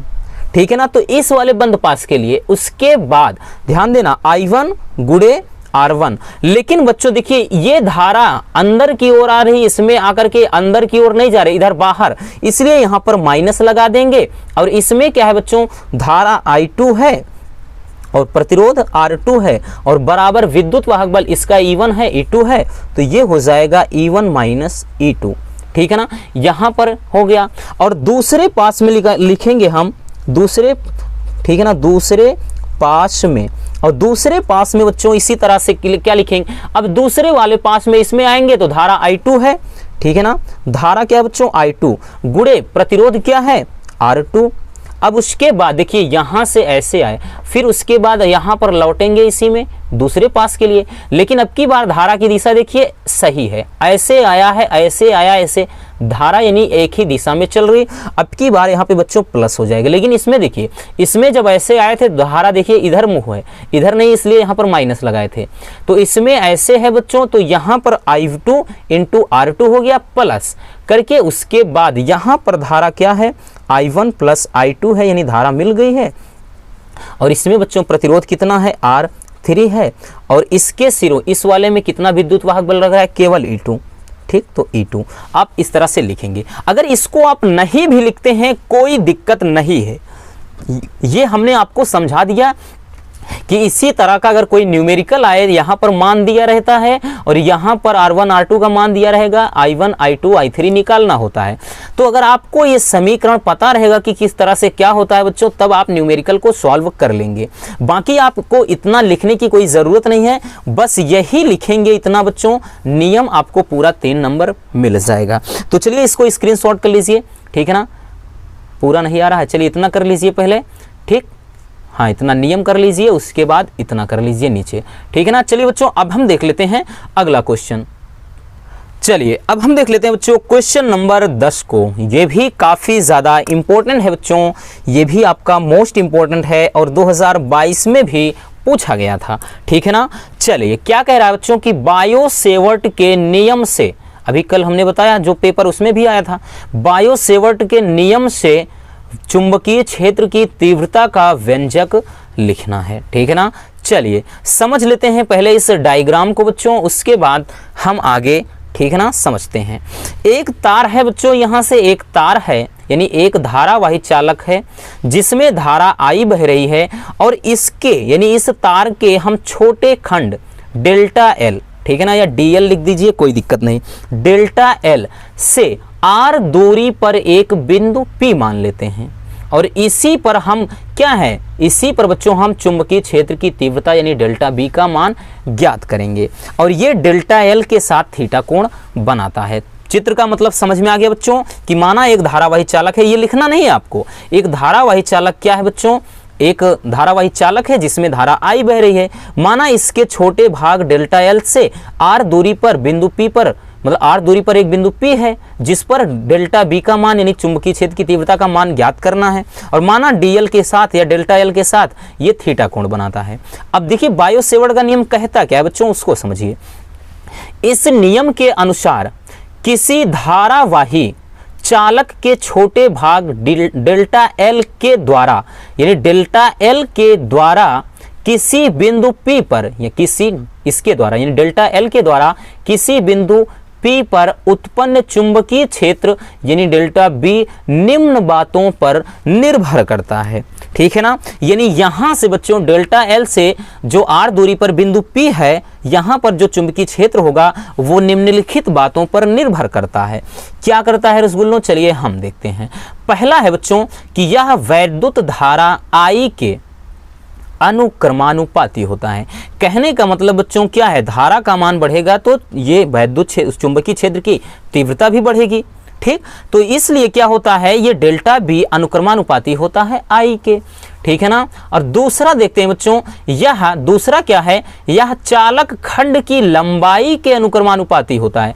मतलब भैया ये इसकी लंबाई जितना बढ़ेगी, ठीक है ना, चुंबकीय क्षेत्र की तीव्रता भी उतना बढ़ेगी, अर्थात डेल्टा B ये अनुक्रमानुपाती है डेल्टा L के, ठीक ना। चलिए अब तीसरा है बच्चों, तीसरा कह रहा है कि यह साइन थीटा के अनुक्रमानुपाती होता है, यानी ये क्या होता है, थीटा के अनुक्रमानुपाती होता है, ठीक है ना। साइन थीटा मतलब इसी को ज्या बोलते हैं, ज्या के अनुक्रमानुपाती, अर्थात डेल्टा B प्रोपोर्शनल किसके, साइन थीटा के। अगला क्या कह रहा बच्चों कि यह डेल्टा L तथा P के बीच की दूरी के वर्ग के व्युत्क्रमानुपाती होता है। मतलब ये क्या होता है, डेल्टा L तथा P के बीच की दूरी R के वर्ग के व्युत्क्रमानुपाती होता है बच्चों, अर्थात डेल्टा बी ये क्या होता है कि इसके 1/r², ठीक है ना, इस यानी दूरी के वर्ग के व्युत्क्रमानुपाती होता है। व्युत्क्रम यानी उल्टा, इसका मतलब क्या है बच्चों, दूरी बढ़ेगी, ठीक है ना। इसका मतलब ये है बच्चों, अगर यहां से यहां इसके बीच कर ये दूरी जितना ज्यादा बढ़ती चली जाएगी, चुंबकीय क्षेत्र की तीव्रता उतना कम होगा। दूरी जितनी कम होगी बच्चों, चुंबकीय क्षेत्र की तीव्रता उतनी बढ़ जाएगी। ठीक, अनुक्रमानुपाती का मतलब ही यही होता है कि दूरी बढ़ने पर चुंबकीय क्षेत्र की तीव्रता घटेगी और दूरी घटने पर चुंबकीय क्षेत्र की तीव्रता बढ़ेगी। अब देखिए बच्चों, ये जो 1 2 3 4 समीकरण बने हैं, चारों को मिलाने पर जब हम चारों को मिलाते हैं तो B ये अनुक्रमानुपाती लगाएंगे I delta L sine theta upon r², या इसी को अपन जब हम हटाते हैं तो कोई कांस्टेंट अचर पद लगता है, नियतांक, तो डेल्टा B बराबर हो जाएगा μ0 अपॉन 4π, ठीक ना, I delta L sine theta upon r², ठीक है ना। बाकी इसका मान बच्चों जरूरत के अनुसार, ठीक, जब इसका जरूरत पड़ता है, जहां μ0 अपॉन 4π इसका मान है तो 10 के घात हम -7 इसका वैल्यू होता है जब न्यूमेरिकल में, हालांकि वहां पर दिया रहता है फिजिक्स के पेपर में, अगर इस पर कोई आएगा न्यूमेरिकल तो जितने कांस्टेंट हैं सबके मान दिया रहता है, तो इसका मान μ0 अपॉन 4π इसका मान 10 के घात -7 होता है, ठीक है ना बच्चों। चलिए इसको स्क्रीनशॉट कर लीजिए पहले यहाँ से, है ना। चलिए इसको बायो सेवर्ट का नियम, इसको पहले इतना स्क्रीनशॉट करिए, हो गया। चलिए अब उसके बाद आगे कर लीजिए इतना, ठीक है ना, पूरा इतना हो गया और ये बचा है इतना, ठीक। चलिए अब हम देख लेते हैं बच्चों अगला क्वेश्चन। चलिए अगला क्वेश्चन बच्चों, क्वेश्चन नंबर 11। क्वेश्चन नंबर 11 है वैद्युत चुंबकीय प्रेरण के फैराडे के नियम। भाई साहब इसे तो हम बिल्कुल इग्नोर नहीं कर सकते हैं, प्रत्येक ईयर में यानी हर साल पूछा जाने वाला ये क्वेश्चन है, अब की बार भी आया था 2 सेट में, ठीक है ना बच्चों। चलिए क्या है क्वेश्चन है कि वैद्युत चुंबकीय प्रेरण के फैराडे के नियम लिखिए। तो वैद्युत चुंबकीय प्रेरण संबंधी बच्चों फैराडे के 2 नियम हैं, ठीक है ना। फैराडे के 2 नियम हैं। पहले हम देख लेते हैं बच्चों पहला नियम। देखिए पहला नियम क्या कहता है, ध्यान से समझना। पहला नियम क्या कहता है कि जब किसी बंद परिपथ, ठीक है ना, जब किसी बंद परिपथ से संबद्ध चुंबकीय फ्लक्स, बंद परिपथ से लिखना, जब किसी बंद परिपथ से संबद्ध यानी संबंधित चुंबकीय फ्लक्स के मान में परिवर्तन होता है तो परिपथ में एक प्रेरित विद्युत वाहक बल यानी एक विद्युत वाहक बल उत्पन्न हो जाता है, जिसके कारण बच्चों परिपथ में एक प्रेरित धारा उत्पन्न हो जाती है, ठीक है ना। चलिए इसको हम आपको समझा देते हैं। जैसे बच्चों एक मान लेते हैं यहां पर क्या है, चुंबक है और इसके जो ध्रुव हैं वो हैं नॉर्थ साउथ, उत्तरी ध्रुव दक्षिणी ध्रुव। तो क्या होगा, जब कह रहा है कि जब किसी बंद परिपथ से संबद्ध चुंबकीय फ्लक्स के मान में परिवर्तन होता है, यानी चुंबकीय फ्लक्स के मान में हम परिवर्तन करेंगे बच्चों, तो परिपथ में एक प्रेरित मतलब एक विद्युत वाहक बल उत्पन्न हो जाता है और जिसके कारण परिपथ में एक प्रेरित धारा उत्पन्न हो जाती है और ये धारा तब तक रहेगी बच्चों जब तक चुंबकीय फ्लक्स के मान में परिवर्तन होगा, ठीक है ना। यानी इसमें से, ठीक, अगर इसके पास कोई कुंडली है बच्चों, ठीक है ना, अब जब तक यहां से, ध्यान से समझना, इसमें लगातार क्या है, चुंबकीय बल रेखाएं हमेशा लगातार निकलती रहती हैं और कहने का मतलब इसमें अगर मैग्नेटिज्म का गुण है यानी वैद्युत का या फिर चुंबकत्व का गुण होता है तो इसके पास अगर आप कोई कुंडली रखेंगे बच्चों तो इसमें वैद्युत धारा, एक प्रेरित विद्युत धारा अपने आप उत्पन्न हो जाती है, ठीक है ना। और जैसे ही इधर चुंबकीय फ्लक्स के मान में हम परिवर्तन करना रोक दें और तुरंत ही धारा इसमें रुक जाएगी। तो पहला नियम यही कह रहा है कि जब किसी बंद परिपथ से संबद्ध चुंबकीय फ्लक्स के मान में परिवर्तन होता है तो परिपथ में एक विद्युत वाहक बल उत्पन्न हो जाता है और जिसके कारण परिपथ में एक प्रेरित धारा उत्पन्न हो जाती है। और आप लिखना चाहते हैं तो इतना आगे लिख भी सकते हैं कि ये जो प्रेरित धारा है तब तक रहती है जब तक चुंबकीय फ्लक्स के मान में परिवर्तन होता रहता है, बस इतना लिखना था, ठीक है ना। चलिए इसको स्क्रीनशॉट कर लीजिए बच्चों। चलिए अब हम देख लेते हैं दूसरा नियम। दूसरा नियम क्या कहता है उसको समझिए आप। देखिए दूसरा नियम बहुत ही आसान है, कह रहा है कि इस नियम के अनुसार, यानी जो दूसरा नियम है बच्चों, इस नियम के अनुसार प्रेरित विद्युत वाहक बल का जो मान होता है, यानी E का जो मान होता है, वो चुंबकीय फ्लक्स में परिवर्तन के ऋणात्मक दर के बराबर होता है। यानी E बराबर माइनस यहाँ से delta phi upon delta T, या D phi upon D T भी लिख सकते थे बच्चों, ठीक है ना। देखिए डेल्टा फाई का मतलब क्या है, कोई चीज़ जैसे चुंबकीय फ्लक्स यानी फाई 2 से ये फाई 1 हो रहा है, और डेल्टा टी का मतलब हम लिख सकते हैं बच्चों क्या, T2 माइनस का T1, ठीक है ना। इसका मतलब ही यही होता है। तो यही तो कह रहा है कि इस नियम के अनुसार प्रेरित विद्युत वाहक बल यानी E का जो मान होता है चुंबकीय फ्लक्स यानी डेल्टा फाई के परिवर्तन का मतलब डेल्टा जो लगा है परिवर्तन को दर्शाता है, ऋणात्मक यानी माइनस है, दर यानी डेल्टा टी समय के बराबर होता है। अगर हम मान ले बच्चों, यदि यहां पर ध्यान से समझना, यदि फेरों की संख्या, यदि कुंडली में फेरों की जो संख्या हो बच्चों, फेरों की संख्या क्या हो बच्चों, n हो, अगर फेरों की संख्या हम मान लेते हैं n हो, तो ये फार्मूला कुछ इस तरह से बन जाएगा, E बराबर माइनस का आगे बच्चों n लग जाएगा डेल्टा फाई अपान, ठीक है ना, डेल्टा फाई अपान क्या हो जाएगा, डेल्टा टी। तब ये फार्मूला कुछ इस तरह से बन जाएगा। कब, जब कुंडली में फेरों की संख्या, मान लेते हैं कि दे देगा 400 फेरे हैं, 200 फेरे हैं, जब फेरों की संख्या दे देगा बच्चों, तब जाकर के हम ये फार्मूला अप्लाई करते हैं, ठीक है ना। समझ में आ गया पहला नियम और दूसरा नियम। चलिए इसको आप स्क्रीनशॉट कर लीजिए बच्चों। उसके बाद हम अगला क्वेश्चन देखते हैं। चलिए अगला क्वेश्चन है बच्चों, ये क्वेश्चन भी मोस्ट इंपॉर्टेंट है, ठीक है ना, इसको भी इग्नोर मत करना, हर साल पूछा जाता है और अब की साल भी बच्चों 3 नंबर में पूछा गया था, ठीक है ना। कह रहा है कि स्वप्रेरण गुणांक व अन्योन प्रेरण गुणांक की परिभाषा, मात्रक व विमा लिखिए। तो देखिए बच्चों, इसको तो हमने यहाँ पर नहीं बताया है। अब इसका रीजन क्या है, हमने बच्चों, अगर आपको पता होगा, जो 2 नंबर वाले क्वेश्चन में, संपूर्ण किताब के 2 नंबर वाले जब क्वेश्चन बताया था, तो उसमें इसका सॉल्यूशन स्वप्रेरण गुणांक, अन्योन प्रेरण गुणांक, दोनों को बहुत ही अच्छी तरह से समझाया था 2 नंबर वाले ही क्वेश्चन में। लेकिन अब की बार ये 3 नंबर में पूछा गया था, ठीक है ना। तो ये ज्यादातर बच्चों जब इसमें परिभाषा, मात्रक, विमा सब ऐड कर देगा तो 3 नंबर में ही होता है, ठीक है ना। 1 नंबर परिभाषा के, 1 नंबर मात्रक के, 1 नंबर विमा के।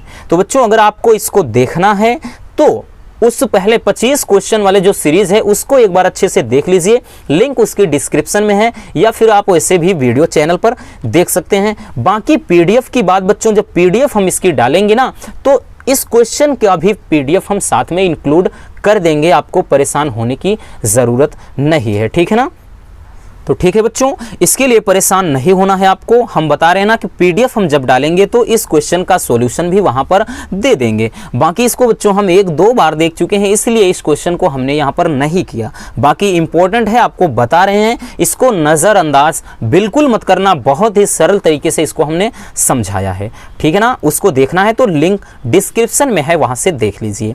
वैसे आपके 2 क्वेश्चन वाले भी मतलब 2 नंबर वाले क्वेश्चन भी तैयार हो जाएंगे, ठीक है ना। चलिए बच्चों, अब हम देख लेते हैं अगला क्वेश्चन। अगला क्वेश्चन है, ये भी काफी इंपॉर्टेंट है और 2022 में ये क्वेश्चन भी पूछा गया था और 2021 में भी आया था, ठीक। क्वेश्चन क्या कह रहा है बच्चों कि LCR परिपथ के लिए परिपथ की जो प्रतिबाधा एवं अनुनादी आवृत्ति के लिए सूत्र लिखिए। अब देखिए, हमें पता है बच्चों LCR परिपथ की प्रतिबाधा, LCR, ठीक है ना। LCR परिपथ किसे कहते हैं बच्चों, तो वह परिपथ जिसमें L यानी प्रेरकत्व, ठीक है ना, किसे कहते हैं आपको पता होगा बच्चों कि जिसमें, ध्यान से समझना, जिसमें क्या L साथ में C और साथ में R, तो यानी वह परिपथ जिसमें क्या है प्रेरकत्व, ठीक है ना, और संधारित्र की जो मतलब संधारित्र, ठीक, और साथ ही प्रतिरोध, तीनों श्रेणी क्रम में जुड़े होते हैं, उस परिपथ को कहते हैं बच्चों, अपन क्या कहते हैं उसको, मतलब LCR परिपथ। तो कह रहा है कि LCR परिपथ के लिए प्रतिबाधा एवं अनुनादी आवृत्ति के लिए सूत्र, यानी अनुनादी के लिए हम लिखेंगे बच्चों, देखिए फार्मूला तो होता है LCR परिपथ की जो प्रतिबाधा होता है Z बराबर रूट में R² plus XL minus XC का होल स्क्वायर। जो 1 नंबर वाले क्वेश्चन हैं 60 क्वेश्चन की जो सीरीज़ है उसमें हमने इसको अच्छे से बताया था, ठीक है ना। नहीं देखा तो 60 क्वेश्चन वाली सीरीज़ है उसको देख लीजिए, 1.5 घंटे की वीडियो है, पूरा कंप्लीट देख लीजिए। तो अनुनाद की जब स्थिति हो जाती है बच्चों, अनुनाद की स्थिति किसे कहते हैं ये भी हमने उसमें समझाया था कि वह स्थिति यानी वह न्यूनतम आवृत्ति जिसमें क्या होता है, जो XL XC के बराबर होता है उसे अनुनाद की स्थिति कहते हैं। तो XL बराबर XC हो जाएगा। जब इसमें बच्चों हम XL बराबर XC रख देंगे तो इसमें क्या होगा, अगर इसको समझिए, जब Z बराबर होगा और यहाँ पर R² है और उसके बाद बच्चों XL के स्थान पर हम मान लेते हैं XC और माइनस XC तो था ही, इसको स्क्वायर करेंगे तो भाई ये तो कट गया। तो Z बराबर क्या है बच्चों, R², इसको बाहर निकालेंगे अपन तो Z बराबर केवल R आ जाएगा। तो अनुनाद की स्थिति में जो क्या होता है, परिपथ की प्रतिबाधा होता है वो प्रतिरोध के बराबर होता है। तो इसको कैसे लिखेंगे, वही चीज़ कि अनुनाद की स्थिति में XL बराबर XC रखेंगे और जब बच्चों इसी फार्मूले में, ठीक है ना, यानी इसी फार्मूले में R² प्लस XL के स्थान पे XC जैसे भी हमने रख के बताया तो ये कट जाएगा बच्चों, यहाँ पर केवल 0 आएगा। अब ये क्या है, R² प्लस 0 का मतलब R²। अब R² से बाहर निकालेंगे रूट से तो Z बराबर R। तो ये हो गया बच्चों क्या, परिपथ, मतलब इसमें अनुनाद की स्थिति में परिपथ की प्रतिबाधा।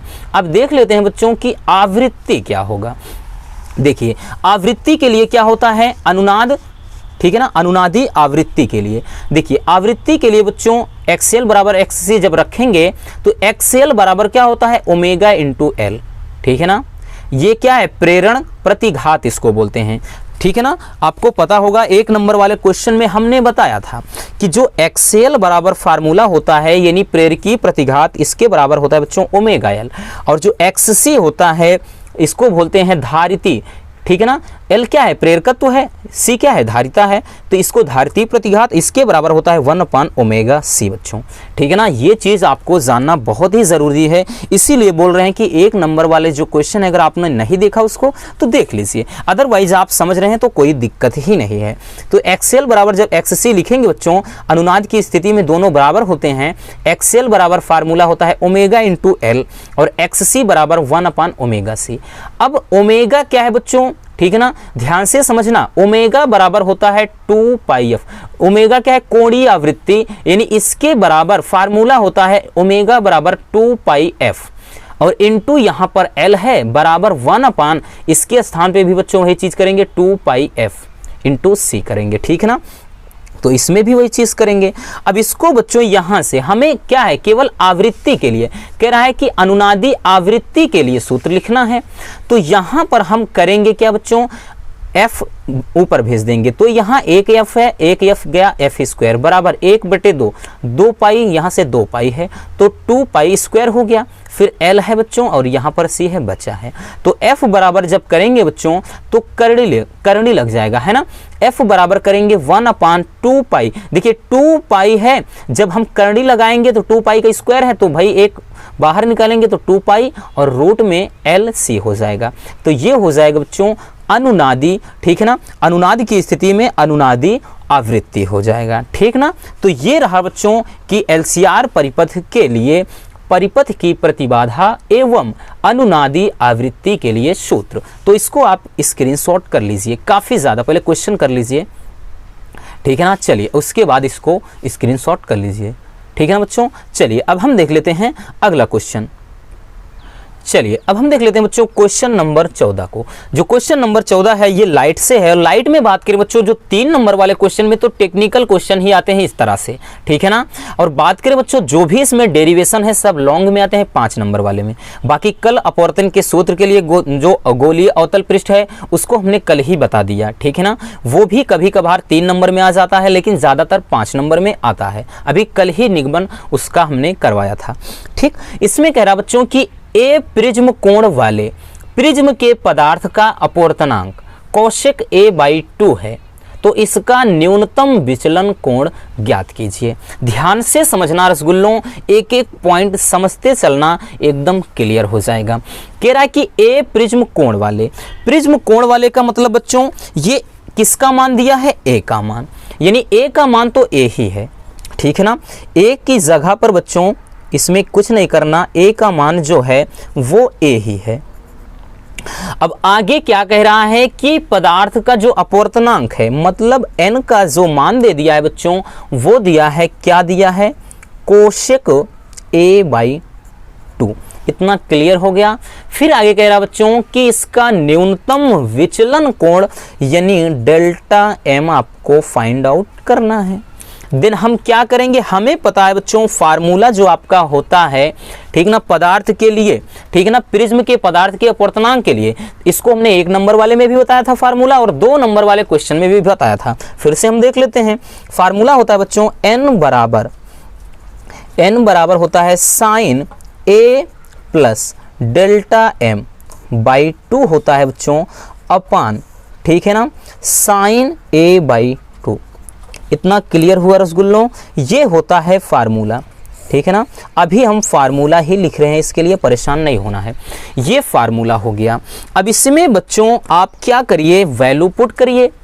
n का मान कितना दिया है, अब जो इसका अपवर्तनांक कह रहा है वो कोशेक a/2 है, तो इसके स्थान पर बच्चों हम रख देंगे कितना, कोशेक a/2। कोशेक a/2 रख देंगे बराबर बच्चों, यहाँ पर ध्यान से समझना, sign a plus delta m/2 हो गया, नीचे हो गया बच्चों साइन a/2। अब ध्यान से समझना, साइन थीटा बराबर, देखिए कोसेक थीटा बराबर 1/साइन थीटा या साइन थीटा बराबर 1/कोसेक थीटा, दोनों आपस में क्या होते हैं, अपोजिट होते हैं। अगर आपने ट्रिग्नोमेट्री यानी त्रिकोणमिति पढ़ा होगा बच्चों, अच्छी तरह से आपको याद होगा, कोसेक थीटा बराबर 1/साइन थीटा, सेक थीटा बराबर 1/कॉस थीटा, टेन थीटा बराबर क्या, sine theta upon cos theta, ऐसे होता है ना। तो कोसेक थीटा अगर आपको नहीं पता है, ठीक है ना बच्चों, तो जो भी बायोलॉजी वाले हैं लिख लीजिए, चूंकि कोसेक थीटा बराबर होता है 1/साइन थीटा।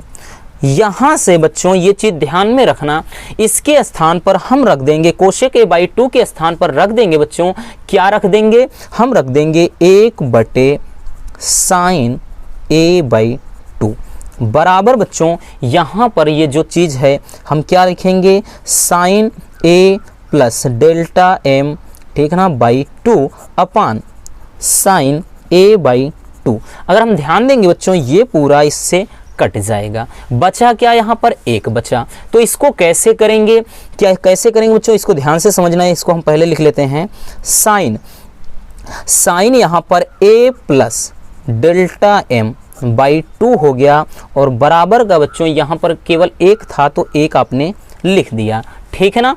अब यहाँ पर हम क्या करेंगे, ध्यान से समझना, यहाँ पर हम लिखेंगे बच्चों इसे sign a plus delta m/2 बराबर 1 कितने अंश का मान होता है, साइन 90 अंश का, ठीक है ना। साइन 90 अंश का मान 1 होता है बच्चों, तो ये साइन से साइन का इस काम तमाम।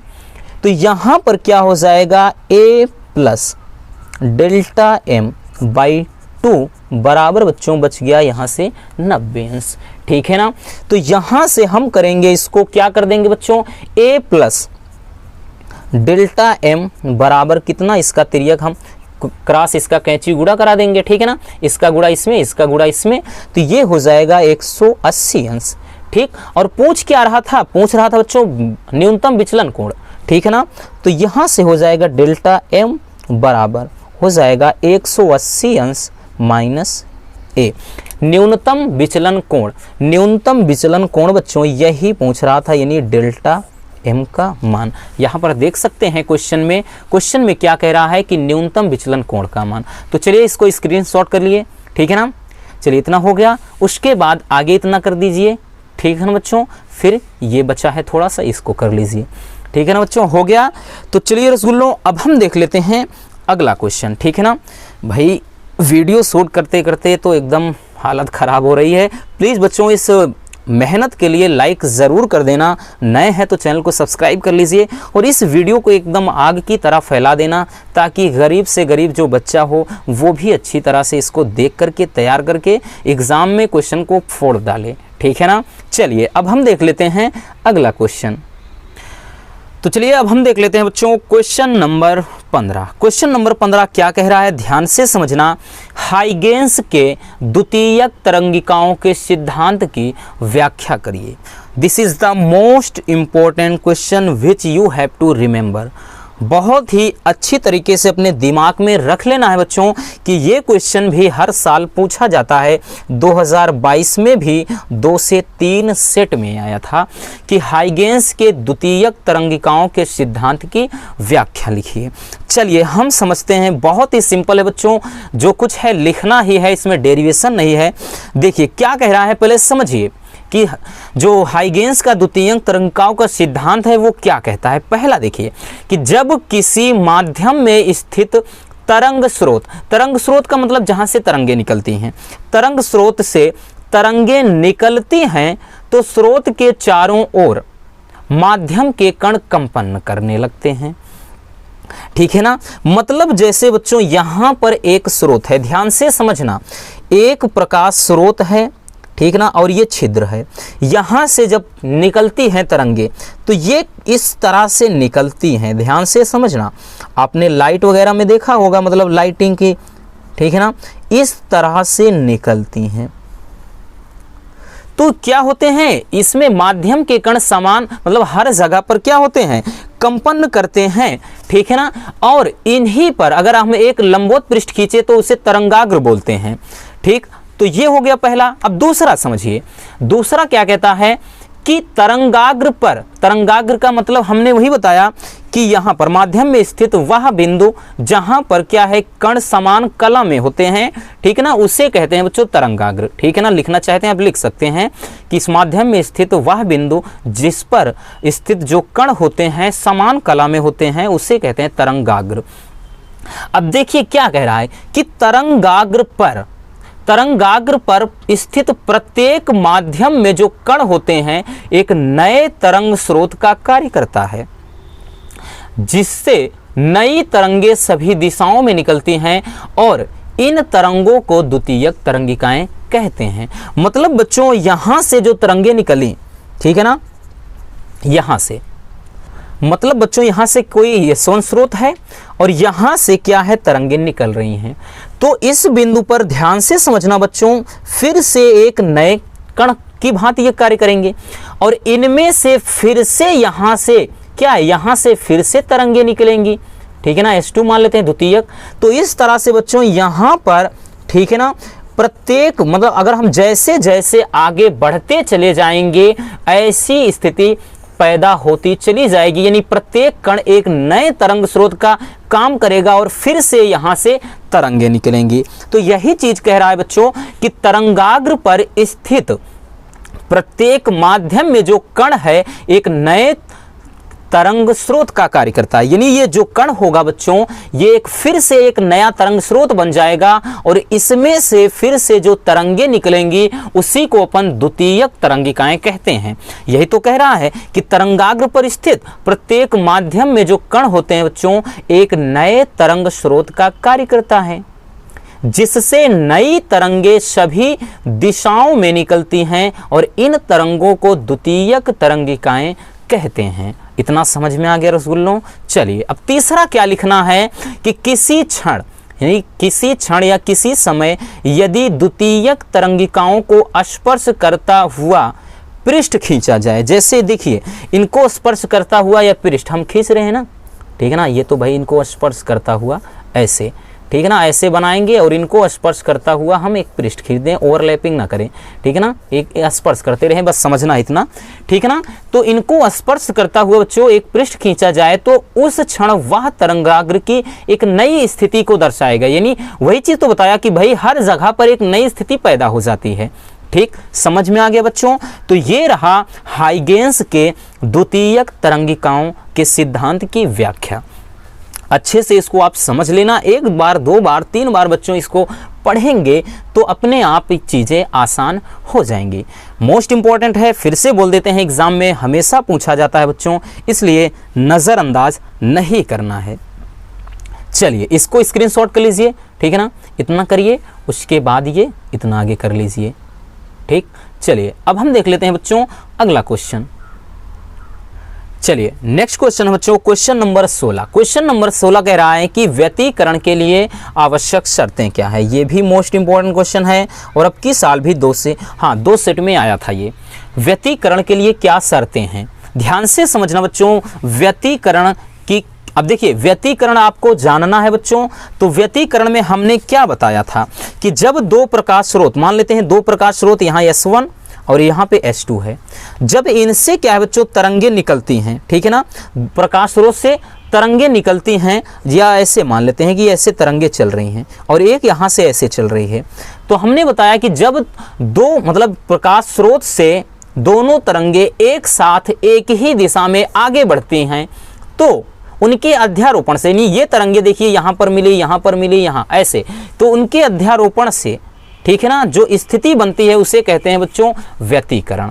ठीक, उसे कहते हैं व्यतिकरण। यानी जब दो तरंगे किसी माध्यम में एक साथ एक ही दिशा में चलती हैं तो उनके अध्यारोपण से बनी स्थिति को व्यतिकरण कहते हैं।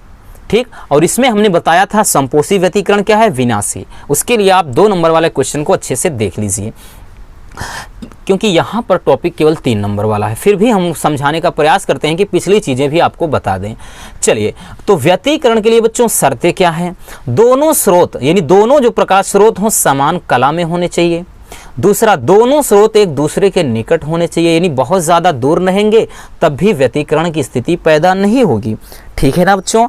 चलिए, तीसरा क्या है कि दोनों स्रोत संकीर्ण होने चाहिए, यानी पतले होने चाहिए। बहुत ज़्यादा अगर दोनों मतलब जो स्रोत होंगे बच्चों, छिद्र होंगे प्रकाश के, अगर बड़े होंगे तो व्यतिकरण नहीं होगा, यानी व्यतिकरण की स्थिति होगी ही नहीं। इसलिए दोनों स्रोत संकीर्ण होने चाहिए। बात समझ में आ गई।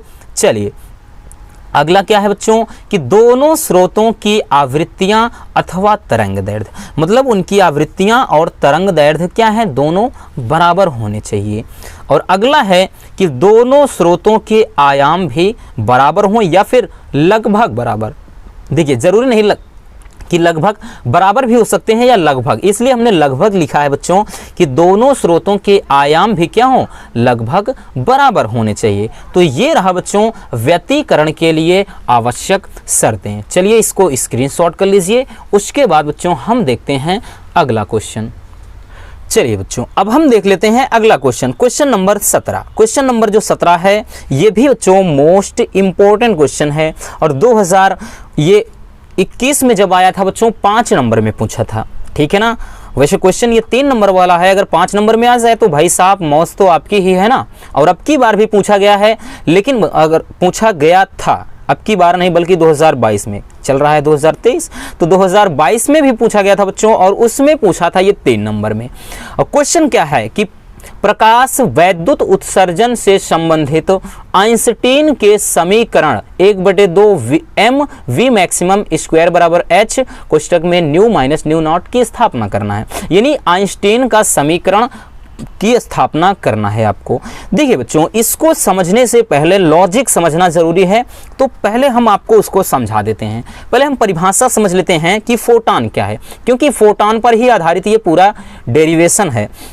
देखिए, क्वांटम के सिद्धांत के अनुसार, यानी जो क्वांटम का सिद्धांत क्या कहता है रसगुल्लों, क्वांटम का जो सिद्धांत कहता है कि प्रकाश विकिरण ऊर्जा के छोटे, ध्यान देना, प्रकाश विकिरण जो होता है ऊर्जा के छोटे छोटे बंडलों या फिर पैकेटों के रूप में चलता है, जिसे फोटॉन कहते हैं।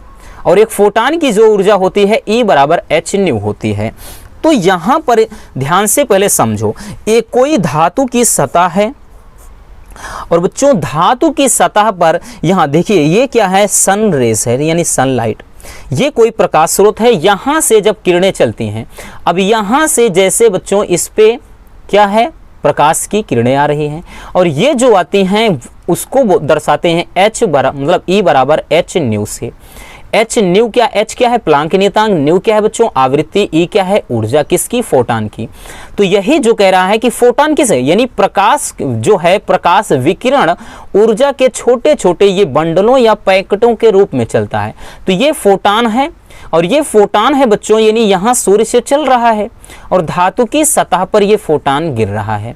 और जब गिरता है बच्चों इस धातु की पृष्ठ पर, तो इस धातु को गर्म कर देगा और इस धातु में पूरी तरह से क्या है, इलेक्ट्रॉन है। तो धातु की सतह से बच्चों इलेक्ट्रॉनों का उत्सर्जन शुरू हो जाता है। गर्मी के दिनों में आपने देखा होगा रेल की पटरियों से ऐसा लगता है कि आग की लपटें निकल रही हैं। तो इसी सिद्धांत पर आधारित होता है वो। सूर्य के प्रकाश से क्या है, इसमें फोटान का, इस पे फोटान आपतित हो रहा है और जब फोटान आपतित होता है बच्चों तो इसमें से इलेक्ट्रॉन का, यहाँ पर ध्यान से समझना, ये इलेक्ट्रॉन का उत्सर्जन होने लगता है। लेकिन जब ये बच्चों धातु की सतह पर टकराता है तो जो फोटान की ऊर्जा होती है रसगुल्लों, वो दो रूपों में बंट जाती है। पहला क्या होता है कि फोटान की जो ऊर्जा है, ध्यान से समझना, पहला है कि ऊर्जा का कुछ भाग कार्य करने में यानी कार्यफलन में नष्ट होता है और अगला है कि कुछ भाग यानी शेष भाग इस इलेक्ट्रॉन को गति देने में, यानी इलेक्ट्रॉन को क्या करने में बच्चों, गति प्रदान करने में। किसको, इलेक्ट्रॉन को। यानी जब फोटान धातु की सतह पर गिरता है तो फोटान की ऊर्जा दो रूपों में बढ़ जाती है। पहला ये होता है कि फोटान की जो कुछ ऊर्जा कार्यफलन के रूप में। अब कार्यफलन क्या होता है बच्चों, 2 नंबर वाले क्वेश्चन में हमने बताया था कि वह न्यूनतम कार्य, मतलब किसी धातु की सतह पर वह न्यूनतम किया गया कार्य जो धातु की सतह को मतलब धातु की सतह से इलेक्ट्रॉन को बाहर निकाल दे। ठीक है ना। क्या हमने बताया कि धातु की पृष्ठ पर किया गया बच्चों वह कार्य, ठीक है ना, वह कार्य जो क्या करता है, इस धातु की सतह से इलेक्ट्रॉनों का यानी इलेक्ट्रॉन का उत्सर्जन शुरू कर दे। यानी इतना काम किया जाए कि धातु की सतह से इलेक्ट्रॉन बाहर निकलना शुरू हो जाए, तब बोलते हैं बच्चों उसको कार्यफलन। और कार्यफलन होता है W0 बराबर H न्यू नॉट। ठीक है ना।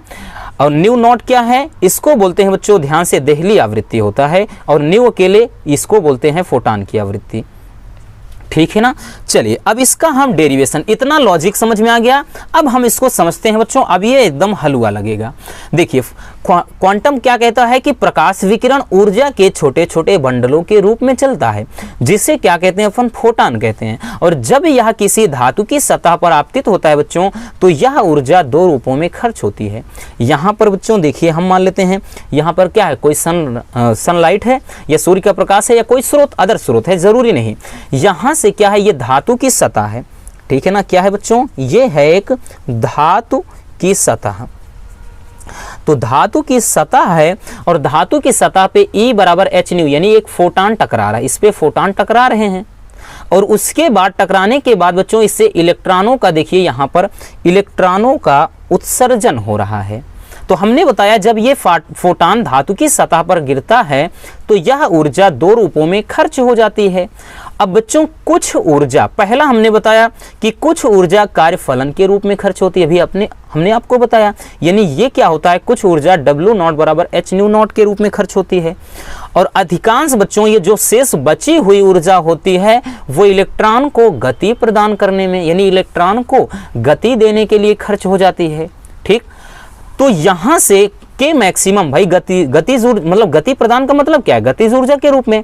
तो के मैक्सिमम बराबर 1/2 mv मैक्सिमम का स्क्वायर। ठीक है ना, क्योंकि के बराबर क्या होता है, हाफ mv स्क्वायर। तो के मैक्सिमम करेंगे तो भाई वेग भी मैक्सिमम हो जाएगा, वेलोसिटी।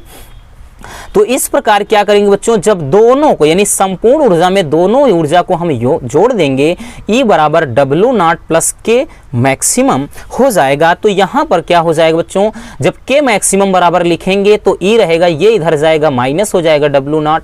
अब मान रख दीजिए के मैक्सिमम बराबर 1/2 mv मैक्सिमम का स्क्वायर बराबर E बराबर H न्यू, अभी बताया हमने फोटान की ऊर्जा है। और दूसरा क्या है बच्चों, क्या H न्यू नॉट, ये क्या है, कार्य फलन है। ठीक है ना। तो यहाँ पर जब वैल्यू पुट कर देंगे तो इसके बाद के कुछ मत करिए, H कॉमन ले लीजिए। तो 1/2 mv स्क्वायर मैक्सिमम बराबर H बाहर न्यू माइनस न्यू नॉट। अब यहाँ से देख सकते हैं बच्चों हमें प्रूफ क्या करना था, यही समीकरण तो सिद्ध करना था। अब यहाँ से सब चीज़ों का मतलब भी रसगुल्लो आप समझ लीजिए। कभी कभार 2 नंबर में पूछ लेता है यही चीज़ और प्रतीकों के साथ। M क्या है, कण का द्रव्यमान, V क्या है, वेग है, H क्या है, प्लांक नियतांक। ठीक है ना बच्चों, ये चीज बहुत ज्यादा जरूरी है जानना आपको। ठीक, कि क्या है कि M द्रव्यमान है v वेग है, h प्लांक नियतांक है, न्यू क्या है फोटॉन की आवृत्ति, न्यू नॉट क्या है देहली आवृत्ति। ठीक है ना, ये आपके न्यूमेरिकल को लगाने में मदद करता है। तो चलिए इसको बच्चों हम लिख देते हैं, आपको परेशान न होना पड़े इसलिए। ठीक, चलिए लिख देते हैं, थोड़ा समय लगेगा लेकिन रसूलों जानना ज़रूरी है। हमारा मकसद ये नहीं है कि बस हम कैसे भी करके ख़त्म कर दें, ठीक है ना। हम यही चाहते हैं कि बच्चों के दिमाग में चीज़ें कितना ज़्यादा स्टोर हो जाएं। एम क्या है बच्चों, ये है कण का द्रव्यमान, द्रव्यमान, ठीक है ना। वी क्या है बच्चों, कण का वेग, कण का वेग। हालांकि आपको वहां पर लिखना नहीं पड़ेगा लेकिन आपको जानना जरूरी है, नहीं न्यूमेरिकल में आ गया तो पहचानेंगे कैसे। एच क्या है बच्चों, प्लांक नियतांक, प्लांक नियतांक। और h का जो मान होता है आपको पता होगा कितना होता है, 6.6 × 10⁻⁻34 जूल सेकेंड। और न्यू क्या है बच्चों, ये फोटॉन की आवृत्ति है, फोटॉन की आवृत्ति। ठीक, और जो न्यू नॉट है इसे बोलते हैं बच्चों देहली आवृत्ति, देहली आवृत्ति। ठीक, तो ये इसके यानी इन सिंबल के मतलब हैं। ठीक है ना, चलिए स्क्रीनशॉट कर लीजिए। ठीक है ना, यहाँ से पहले करते हैं बच्चों क्योंकि 2 पार्ट में आएगा, तो पहले क्वेश्चन के साथ कर लीजिए इतना। ठीक, और उसके बाद अब यहाँ से इतना कर लीजिए एक बार, और उसके बाद बच्चों अब इसका पूरा कर लीजिए यहाँ तक। ठीक, चलिए समझ में आ गया। चलिए अब हम देख लेते हैं बच्चों अगला क्वेश्चन। चलिए अब हम देख लेते हैं बच्चों क्वेश्चन नंबर 18। क्वेश्चन नंबर 18 क्या कह रहा है, ध्यान से समझना। ठीक है ना, बहुत ही इंपॉर्टेंट टॉपिक है बच्चों ये भी, और 2022 में 2 से 3 सेट में आया था। ठीक है ना, मोस्ट इंपॉर्टेंट है और हर साल आपको 1-2 सेट में दिखाई पड़ जाएगा। कह रहा बच्चों कि बोहर के परमाणु मॉडल की व्याख्या कीजिए। ठीक है ना, इसमें 2 क्वेश्चन है बच्चों, एक बोहर का परमाणु मॉडल और रदरफोर्ड का परमाणु मॉडल की कमियां। तो रदरफोर्ड के परमाणु मॉडल की कमियों को हमने यहाँ पर नहीं रखा है, उसे हमने 2 नंबर वाले क्वेश्चन में बहुत ही डिटेल्स में समझाया है। आप वहाँ PDF भी आपको मिल जाएगी टेलीग्राम में, और वहाँ से हमने वीडियो को जो 25 क्वेश्चन की सीरीज बताई उसमें भी है। ठीक, तो एक बार आप देख लेना उसको। ठीक है ना, चलिए अब हम इसको देख लेते हैं कि बोहर का परमाणु मॉडल क्या है।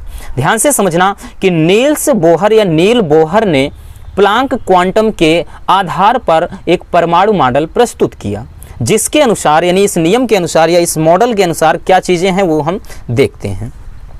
ये परमाणु मॉडल क्या कहता है बच्चों कि इलेक्ट्रॉन नाभिक के चारों ओर केवल उन्हीं कक्षाओं में घूम सकता है। ठीक है ना, उन्हीं कक्षाओं में घूम सकता है बच्चों जिनमें उसका कोणीय संवेग h/2π का पूर्ण गुणक होता है। ठीक है ना, कहने का मतलब बच्चों कि सभी कक्षाओं में नहीं घूमता है, हमने बताया था इसको।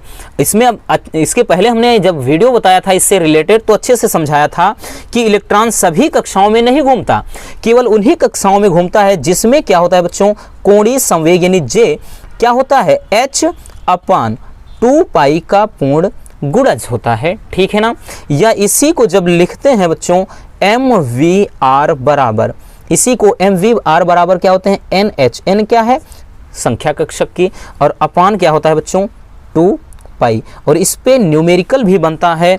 ठीक, 2022 में भी एक न्यूमेरिकल इस पर आया था बच्चों, और 2022 में एक सेट में इसमें टेक्निकल क्वेश्चन थोड़ा दे दिया था, तो इसको थोड़ा अच्छे से समझ लेना, इसको याद रखना। ठीक है ना, चलिए और दूसरा क्या है बच्चों, दूसरा नियम क्या है कि जब इलेक्ट्रॉन इन अस्थायी कक्षाओं में यानी इन अस्थायी कक्षाओं में किसमें कि जिसमें उसका कोणीय संवेग h/2π होता है। ठीक, कि जब इलेक्ट्रॉन बच्चों इन अस्थायी कक्षाओं में घूमता है तो वह ऊर्जा का उत्सर्जन नहीं करता है। अब देखिए बच्चों ऊर्जा का उत्सर्जन नहीं करता है, ठीक है ना, ऊर्जा का उत्सर्जन जब करेगा नहीं तो उसका भाई ऊर्जा नष्ट होगी नहीं। ठीक है ना, और इसके कारण क्या है उसका स्थायित्व बना रहेगा। तो लिख सकते हैं कि ऊर्जा का उत्सर्जन नहीं करता है, और लिखेंगे बच्चों जिसके कारण, लिख भी सकते हैं आप, जिसके कारण उसका अस्थायित्व, उसका यानी परमाणु का, ठीक है ना, अस्थायित्व,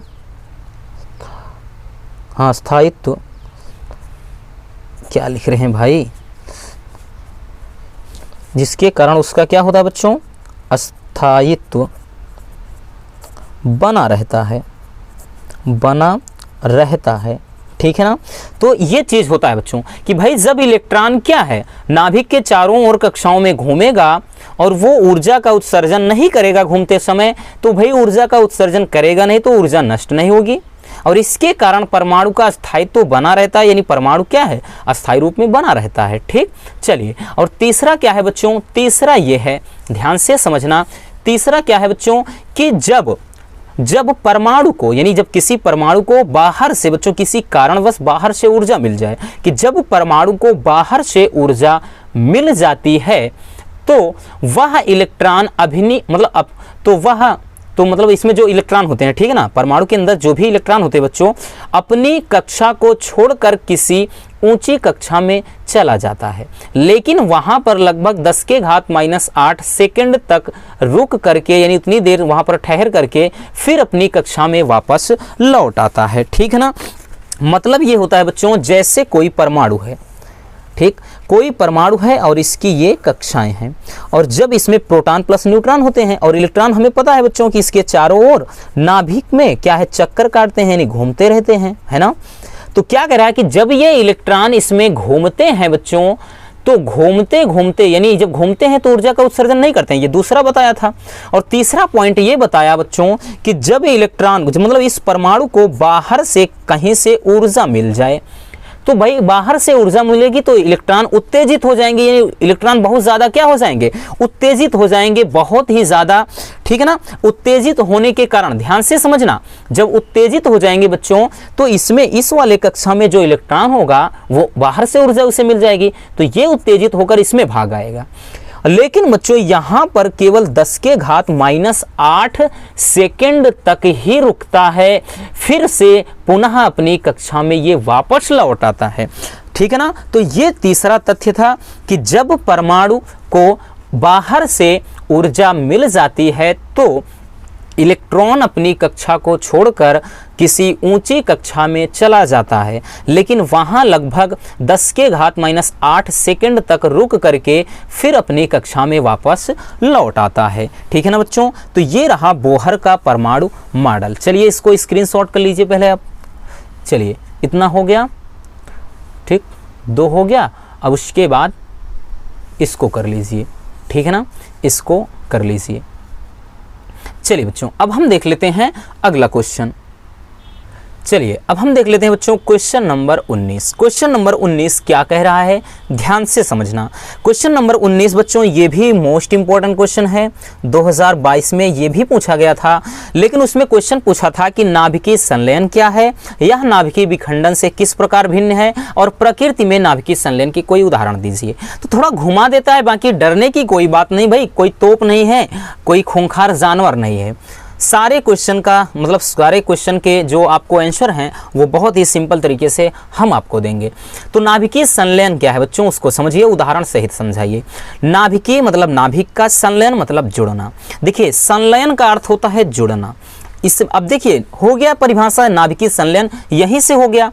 तो परिभाषा क्या लिखेंगे बच्चों कि जब 2 अथवा 2 से अधिक, जरूरी नहीं केवल 2 या 2 से अधिक भी हो सकते हैं, कि जब 2 अथवा 2 से अधिक हल्के नाभिक परस्पर मिलकर, ठीक है ना, मिलकर के या जुड़ करके एक भारी नाभिक का निर्माण करते हैं तो इस प्रक्रिया को नाभिकीय संलयन कहते हैं। ठीक है ना, हमने क्या बताया बच्चों, जैसे यहाँ पर समझ लेते हैं क्या है, ये प्रोटियम के, ठीक है ना, हाइड्रोजन के समस्थानिक हैं, आपको पता होगा। तो ये बच्चों ठीक ये सॉरी ड्यूटेरियम है, ड्यूटेरियम। तो ड्यूटेरियम के 2 हल्के नाभिक हैं, तो यहाँ 1H2 मिलकर के 1H3 बनाए और 1H1, तो यहाँ पे प्रोटियम बना। और ये क्या बन रहा है बच्चों, ट्राइटियम। ट्राइटियम इसको बोलते हैं, ट्राइटियम, इसको ट्राइटियम नहीं ट्राइटियम, ठीक है ना। तो यहाँ पर क्या है, ड्यूटेरियम के 2 हल्के नाभिक मिले हैं बच्चों और ये मिलकर के ट्राइटियम के एक भारी नाभिक बना रहे हैं और ये एक प्रोटियम का नाभिक बन रहा है और प्लस 4 मेगा इलेक्ट्रॉन वोल्ट इसमें ऊर्जा उत्पन्न हो रही है। ठीक है ना, तो इस क्वेश्चन को ऐसे भी पूछ सकता है बच्चों कि क्या होता है जब, जैसे केमिस्ट्री में पूछता है कि मतलब क्या होगा कि यदि ड्यूटेरियम के 2 हल्के नाभिक मिल जाते हैं तो ठीक है ना। तो यहाँ पर यही होगा कि दो हल्के नाभिक जब ड्यूटेरियम के मिलते हैं तो ट्राइटियम के एक भारी नाभिक का निर्माण होता है और अपार ऊर्जा निकलती है। और क्वेश्चन में जो पूछा था बच्चों उसका भी आंसर दे देते हैं कि यह नाभिकीय विखंडन से कैसे भिन्न है। तो भाई नाभिकीय विखंडन में क्या होता है, एक भारी नाभिक से दो हल्के नाभिक बनते हैं, लेकिन इसमें दो हल्के नाभिक से बच्चे एक भारी नाभिक का निर्माण होता है। तीसरा जो कुछ उसमें और पूछा था कि प्रकृति में नाभिकीय संलयन का कोई उदाहरण दीजिए। तो प्रकृति में सूर्य में नाभिकीय संलयन की प्रक्रिया होती है। तो भाई प्रकृति में क्या है, जो सूर्य है वह नाभिकीय संलयन की क्रिया पर आधारित होता है। ठीक है ना बच्चों, चलिए इसको स्क्रीनशॉट कर लीजिए, उसके बाद हम अगला क्वेश्चन देखते हैं। चलिए अब हम देख लेते हैं बच्चों क्वेश्चन नंबर 20। क्वेश्चन नंबर जो 20 है वो ये कह रहा है कि नाभिकीय विखंडन से क्या समझते हैं। ठीक है ना, नाभिकीय संलयन हो गया, नाभिकीय विखंडन। हालांकि नाभिकीय संलयन को ज़्यादा ही पूछा जाता है, लेकिन ऐसा नहीं कि ये इंपॉर्टेंट नहीं है, ये भी इंपॉर्टेंट है बच्चों, इसलिए इसे भी इग्नोर मत करना। कह रहा है कि नाभिकीय विखंडन से आप क्या समझते हैं, उदाहरण सहित समझाइए। देखिए विखंडन का मतलब बच्चों टूटना और संलयन का मतलब जुड़ना। अभी हमने इस टॉपिक पर चर्चा किया। तो नाभिकीय विखंडन क्या है बच्चों कि जब किसी भारी नाभिक पर न्यूट्रॉन की बमबारी की जाती है। एकदम सिंपल परिभाषा, ऐसी परिभाषा आपको कहीं नहीं मिलेगी कि जब किसी भारी नाभिक पर न्यूट्रॉन की बमबारी की जाती है तो वह दो बराबर नाभिकों में टूट जाता है और इस प्रक्रिया को कहते हैं बच्चों नाभिकीय विखंडन। इस प्रक्रिया को क्या कहते हैं, नाभिकीय विखंडन। अब ध्यान से समझना, यहां पर बच्चों कोई यूरेनियम का कोई भारी नाभिक है। यूरेनियम क्या है, एक रेडियोएक्टिव तत्व है। ठीक, तो यूरेनियम का एक भारी नाभिक है और इस पर बच्चों ये न्यूट्रॉन का सिंबल है, इस पर न्यूट्रॉन, ठीक है ना, इस पर न्यूट्रॉनों की बमबारी की गई है। तो इससे हो क्या रहा है बच्चों कि जब न्यूट्रॉनों की बमबारी की गई तो यहाँ पर बेरियम, ठीक है ना, बेरियम और क्रिप्टॉन दो हल्के नाभिकों में ये टूट गया। ठीक, एक भारी नाभिक है, न्यूट्रॉनों की बमबारी करने पर ये दो हल्के नाभिकों में या दो बराबर नाभिकों में टूट जा रहा है। ठीक है ना, और अपार ऊर्जा निकल रही है। तो इस प्रक्रिया को क्या कहते हैं, नाभिकीय विखंडन कहते हैं। ठीक है ना बच्चों। और जो परमाणु बम है, यानी परमाणु जो बम होता है वो नाभिकीय विखंडन प्रक्रिया पर कार्य करता है। ठीक है ना, परमाणु बम, अगर हाइड्रोजन बम होता तो नाभिकीय संलयन पर कार्य करता है। ठीक, और सूर्य हो गया वो भी नाभिकीय संलयन। तो ये रहे बच्चों बहुत ही मजेदार क्वेश्चन। ठीक है ना, और इसके बाद बच्चों ध्यान से समझना, जो लास्ट वाला चैप्टर है उसके प्रश्नों को हमने नहीं रखा है क्योंकि ज़्यादातर वो 5 नंबर में आते हैं, लेकिन जो क्वेश्चन है उसके लिए हम एक अलग से ही अच्छे से, ठीक, अर्ध तरंग दिष्टकारी, पूर्ण तरंग दिष्टकारी जो आपके अर्धचालक वाले चैप्टर में है, और अग्रदिशिक पश्चिदिशिक, तो उसको हम एक वीडियो के माध्यम से पूरा कवर करेंगे। बाकी इस चैप्टर में बच्चों एक न्यूमेरिकल भी आता है 5 नंबर का, काफ़ी ज़्यादा इंपॉर्टेंट न्यूमेरिकल है। ठीक ना, उसे भी हम कवर कर लेंगे। ठीक है ना साथ में। तो बस आज के इस वीडियो में बच्चों यही प्रश्न आपको देखने होंगे और बार बार, जितना बार देखना पड़े वीडियो को देखिए, यकीनन आपकी ज़िंदगी संवर जाएगी और बोर्ड एग्जाम में आप झंडा गाड़ के आओगे। तो बस आज के इस वीडियो में इतना ही। उम्मीद करता हूं कि वीडियो बहुत ही ज़्यादा पसंद आई होगी। प्लीज़ वीडियो को लाइक कर देना बच्चों, और नए हैं तो चैनल को सब्सक्राइब ज़रूर कर लेना। तो मिलते हैं किसी और ऐसे मज़ेदार टॉपिक के साथ। Love you, bye bye, take care. और इसकी पीडीएफ बच्चों, अगर आपको पीडीएफ चाहिए भाई, अगर पीडीएफ तो चाहिए ही है ना, हमें अच्छी तरह से पता है कि पीडीएफ के लिए कोई मना नहीं करेगा। इसकी पीडीएफ चाहिए बच्चों तो टेलीग्राम ग्रुप में आपको पीडीएफ मिल जाएगी, लिंक डिस्क्रिप्शन में है, वहां से ज्वाइन हो जाइए। हम शाम तक इसकी पीडीएफ टेलीग्राम ग्रुप में डाल देंगे। ओके।